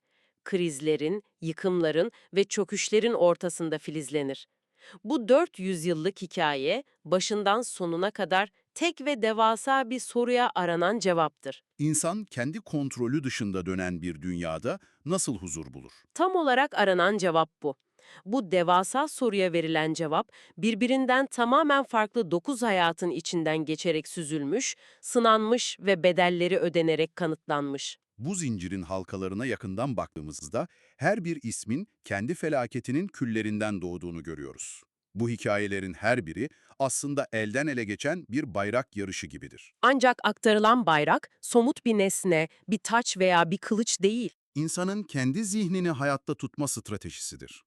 Bu stratejinin ilk halkası Zenon'la başlıyor dedik. Denizin dibini boylayan servetinin ardından felsefeyi kuruyor. Sonra bayrağı Kleantes devralıyor. Kleantes'in durumu çok çarpıcı. Gündüzleri o derin felsefi düşünceleri inşa edebilmek için geceleri başkalarının bahçelerinde kuyu suyu taşıyarak hayatını kazanıyor. Yoksulluğun bedensel yükünü omuzluyor. Ardından üçüncü büyük kurucu geliyor, Chrysippos. O da devlete kaptırdığı mirasının ardından zihnini mantığın o kırılamaz surlarıyla örüyor. Mantık, kurallar silsilesi, insanın felaketler karşısında ayakta kalmasına nasıl yardımcı oluyor? Sen zihnini mantıkla örüyorsun diyorsun ama bunun mekanizması tam olarak nasıl çalışıyor? Stoacı mantık, basit bir matematiksel hesaplama değildir, zihne dışarıdan gelen izlenimleri, yani görüntüleri ve düşünceleri filtreleme mekanizmasıdır. Zihnine bir düşünce gelir, mirasımı kaybettim, artık değersiz biriyim ve mahvoldum. Chrysipos'un kurduğu mantık mekanizması burada bir güvenlik görevlisi gibi devreye giriyor sanırım. Açıkçası tam bir güvenlik görevlisi. Gelen bu düşünceyi parçalara ayırır, mirasımı kaybettim kısmı nesnel bir gerçektir, buna onay verir. Fakat artık değersiz biriyim ve mahvoldum kısmı senin kendi yargındır, doğanın bir gerçeği değildir. Mantık bu yanlış yargıyı reddeder, zihne giren her düşünceyi bir gümrük kapısından geçiriyorlar gibi, olayın kendisiyle olaya yüklediğimiz anlamı birbirinden bıçak gibi kesip ayırıyorlar. İşin aslı bu, mantık duvarı dedikleri şey, insanın kendi kendini kandırmasını, kendi kendine acı çektirmesini engelleyen bir savunma hattıdır. Erken Stoa dediğimiz bu ilk aşama, Zenon, Kleantes ve Chrysipos'un ellerinde böyle şekillendi. Doğanın, fiziğin, mantığın ve evrensel aklın en ince ayrıntılarına kadar inen, kusursuz bir sistemdi. Öyle ki bu sistemin tarif ettiği bilgelik ideali neredeyse ulaşılamaz bir dağ zirvesi gibiydi. Her şey kurallara, şaşmaz bir mantık örgüsüne bağlıydı fakat sonra bayrak Yunanistan'dan çıkıp Roma'ya doğru yola koyuluyor. Orta Stoa dönemi başlıyor, Panayatios ve Poseidonios sahneye çıkıyor. Panayatios, Yunan düşüncesini Roma'nın taşlı yollarına taşıyan isimdir. Poseidonios ise Rodos'ta bir gözlem evinden yıldızların ve evrenin işleyişini izleyerek sistemi daha da genişletiyor. Bu iki isim o soyut ve katı sistemi alıp Roma'nın toprağa basan pratik ve eylem odaklı zihniyetiyle harmanladılar. Kusursuz ve ulaşılamaz bilge idealinden çıkıp mükemmel olmayan, kusurları bulunan ama her gün biraz daha iyiye gitmeye çabalayan insan modeline geçiş yaptılar. Bu evrim süreci akla çarpıcı bir çelişkiyi getiriyor. Felsefe, Yunanistan'ın o yüksek sütunlu, soyut tartışma meclislerinden çıkıp Roma'nın kanlı arenalarına, lejyonlarına ve siyasi entrikalarına geçerken sıradan insanın günlük yaşam mücadelesine nasıl bu kadar kusursuz uyarlandı? Kusursuz bilgelik ideali sırf pratik bir fayda sağlayabilmek için kendi özünden taviz mi verdi? Bu geçiş bir adaptasyon mu yoksa sistemin çöküşü mü? Ortada bir çıkış veya öze ihanet yok. Romalılar su kemerleri inşa eden, yollar yapan, savaşan insanlardı. Soyut tartışmalardan ziyade eyleme önem veriyorlardı. Felsefe, dışarıdaki zırhını bu pragmatik yapıya göre değiştirmiş olabilir ama çekirdeğindeki o sarsılmaz özü bir an bile kaybetmedi. Bahsettiğimiz evreler boyunca değişmeyen tek bir kaide vardı. Mutluluğun dışarıdaki olaylara değil, kendi yargılarımıza bağlı olması kuralı. Mutluluk, şansa, diğer insanların eylemlerine veya dış dünyanın sana sunduklarına bağlı değildir. İnsanın kendi erdemine, kendi yargılarına ve kendi tepkilerine bağlıdır. Zenginlik rüzgarla gelir, fırtınayla gider. Zenon bunu batan gemisiyle en acı şekilde tecrübe etti.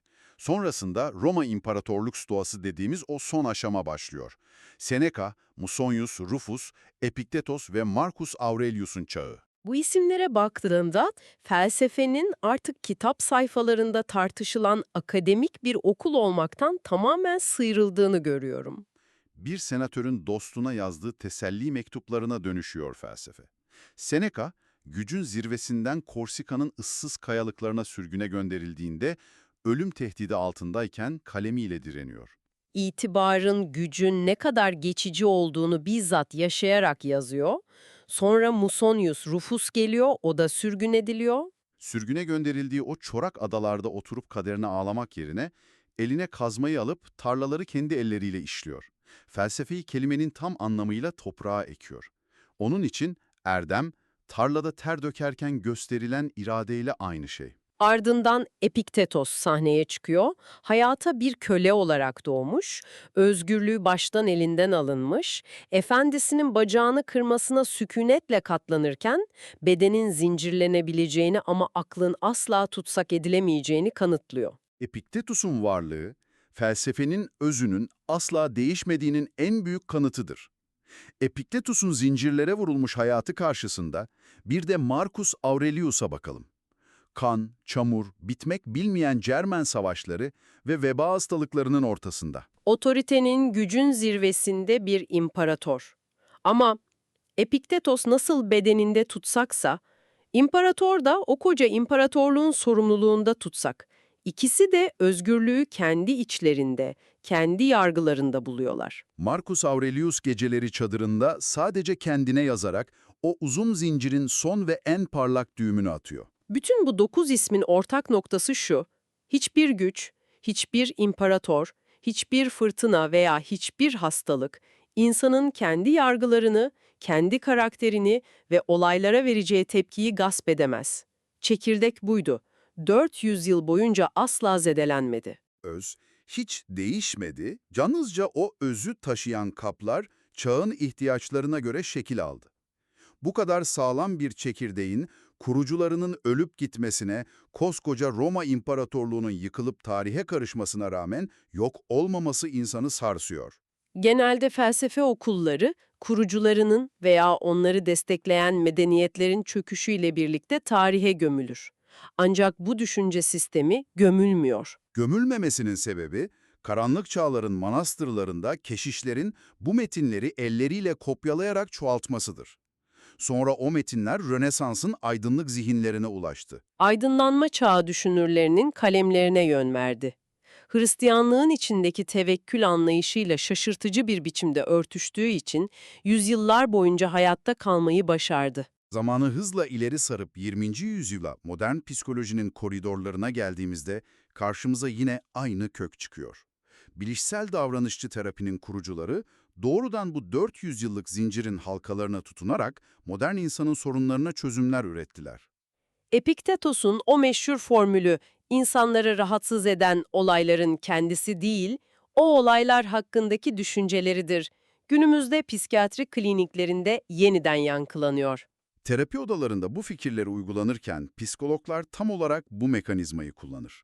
Bilişsel davranışçı terapi, olaylar ile duygularımız arasına düşünceleri koyar. Bir olay tek başına sende panik veya depresyon yaratmaz. Olayın içinden geçerken zihninin ürettiği senaryolar, kendi yargıların sana acı çektirir. Bunu somutlaştıralım, bir senaryoya bakalım. Sen çalıştığın şirketten aniden kovulduğunu öğreniyorsun. Yıllarını verdiğin işin, güvendiğin düzenin bir anda çöküyor. Kalbin hızla çarpmaya başlıyor, nefesin daralıyor. Geleceğe dair korkunç bir felaket senaryosu zihnini ele geçiriyor. Burada olay nedir? İşten çıkarılmak. Doğru, işten çıkarılmak, Epiktetos'un sözlüğünde senin kontrolün dışında olan dışsal bir olaydır. Seni asıl dehşete düşüren, kalbini çarptıran şey, şirketin gönderdiği o fesih belgesi değildir. Senin o belgeye bakıp artık hiçbir işe yaramıyorum, hayatım bitti, asla toparlanamayacağım şeklindeki yargındır. Epiktetos'un köle olarak doğduğu günlerde keşfettiği sır buydu. Olayı değiştiremezsin ama olay hakkındaki fikrini, ona yüklediğin anlamı değiştirebilirsin. Binlerce yıl önce bacağı kırılan bir kölenin anlattığı bu hakikat, zihinsel bunalımların tedavisinde temel bir yapı taşı olmaya devam ediyor. Bu felsefenin doğasında gizli olan bir aciliyet hissi var. Stoa felsefesi, gökyüzünün masmavi olduğu, her şeyin yolunda gittiği, kendini güvende hissettiğin rahat zamanların felsefesi değildir. Bu, kriz zamanların felsefesidir. Çöküş dönemlerinin, insanın sırtını yasladığı tüm duvarların yıkıldığı anların kılavuzudur. Saydığımız 9 ismin hiçbiri bu fikirleri sıcak yataklarında güvenlik içinde öğretmedi. Zenon deniz kazasından, Kleantes açlık sınırındaki yoksulluktan sağ çıktı, Hrissippos gasp edilen mirasından, Seneca her an infaz edilme tehdidi altındaki sürgününden doğdu. Mursonius, Rufus defalarca sürülüğü çorak arazilerde, Epiktetos kölelikte, Marcus Aurelius ise savaşların ve vebanın ortasında bu fikirleri biledi. Hayattaki en temel güvenlik duygusunun, en temel hakların ellerinden zorla alındığı o kırılma anında şu yakıcı soruyu sordular. Dünya benden her şeyimi aldığında, benim olan, sadece bana ait olan ne var? Ve o yıkıntının içinde başkalarının asla ulaşamayacağı o içsel kaleyi buldular.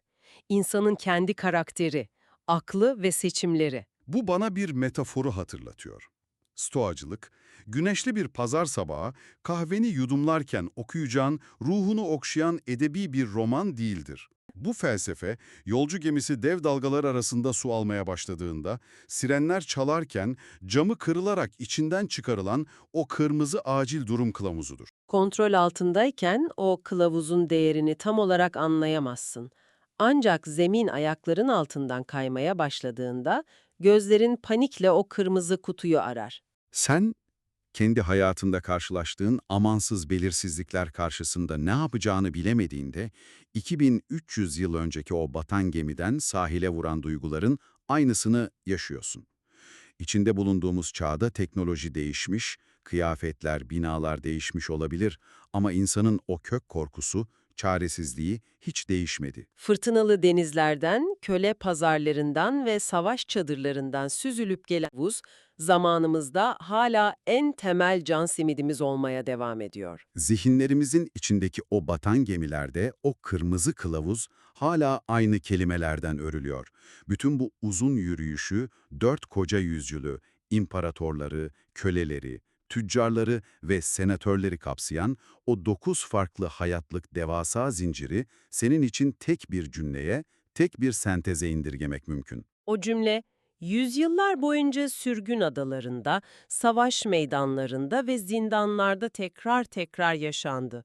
İnsanın devasa çaresizliğine karşı bulunmuş en net yanıt şudur: elinde olmayanı bırak, elinde olanla yaşa.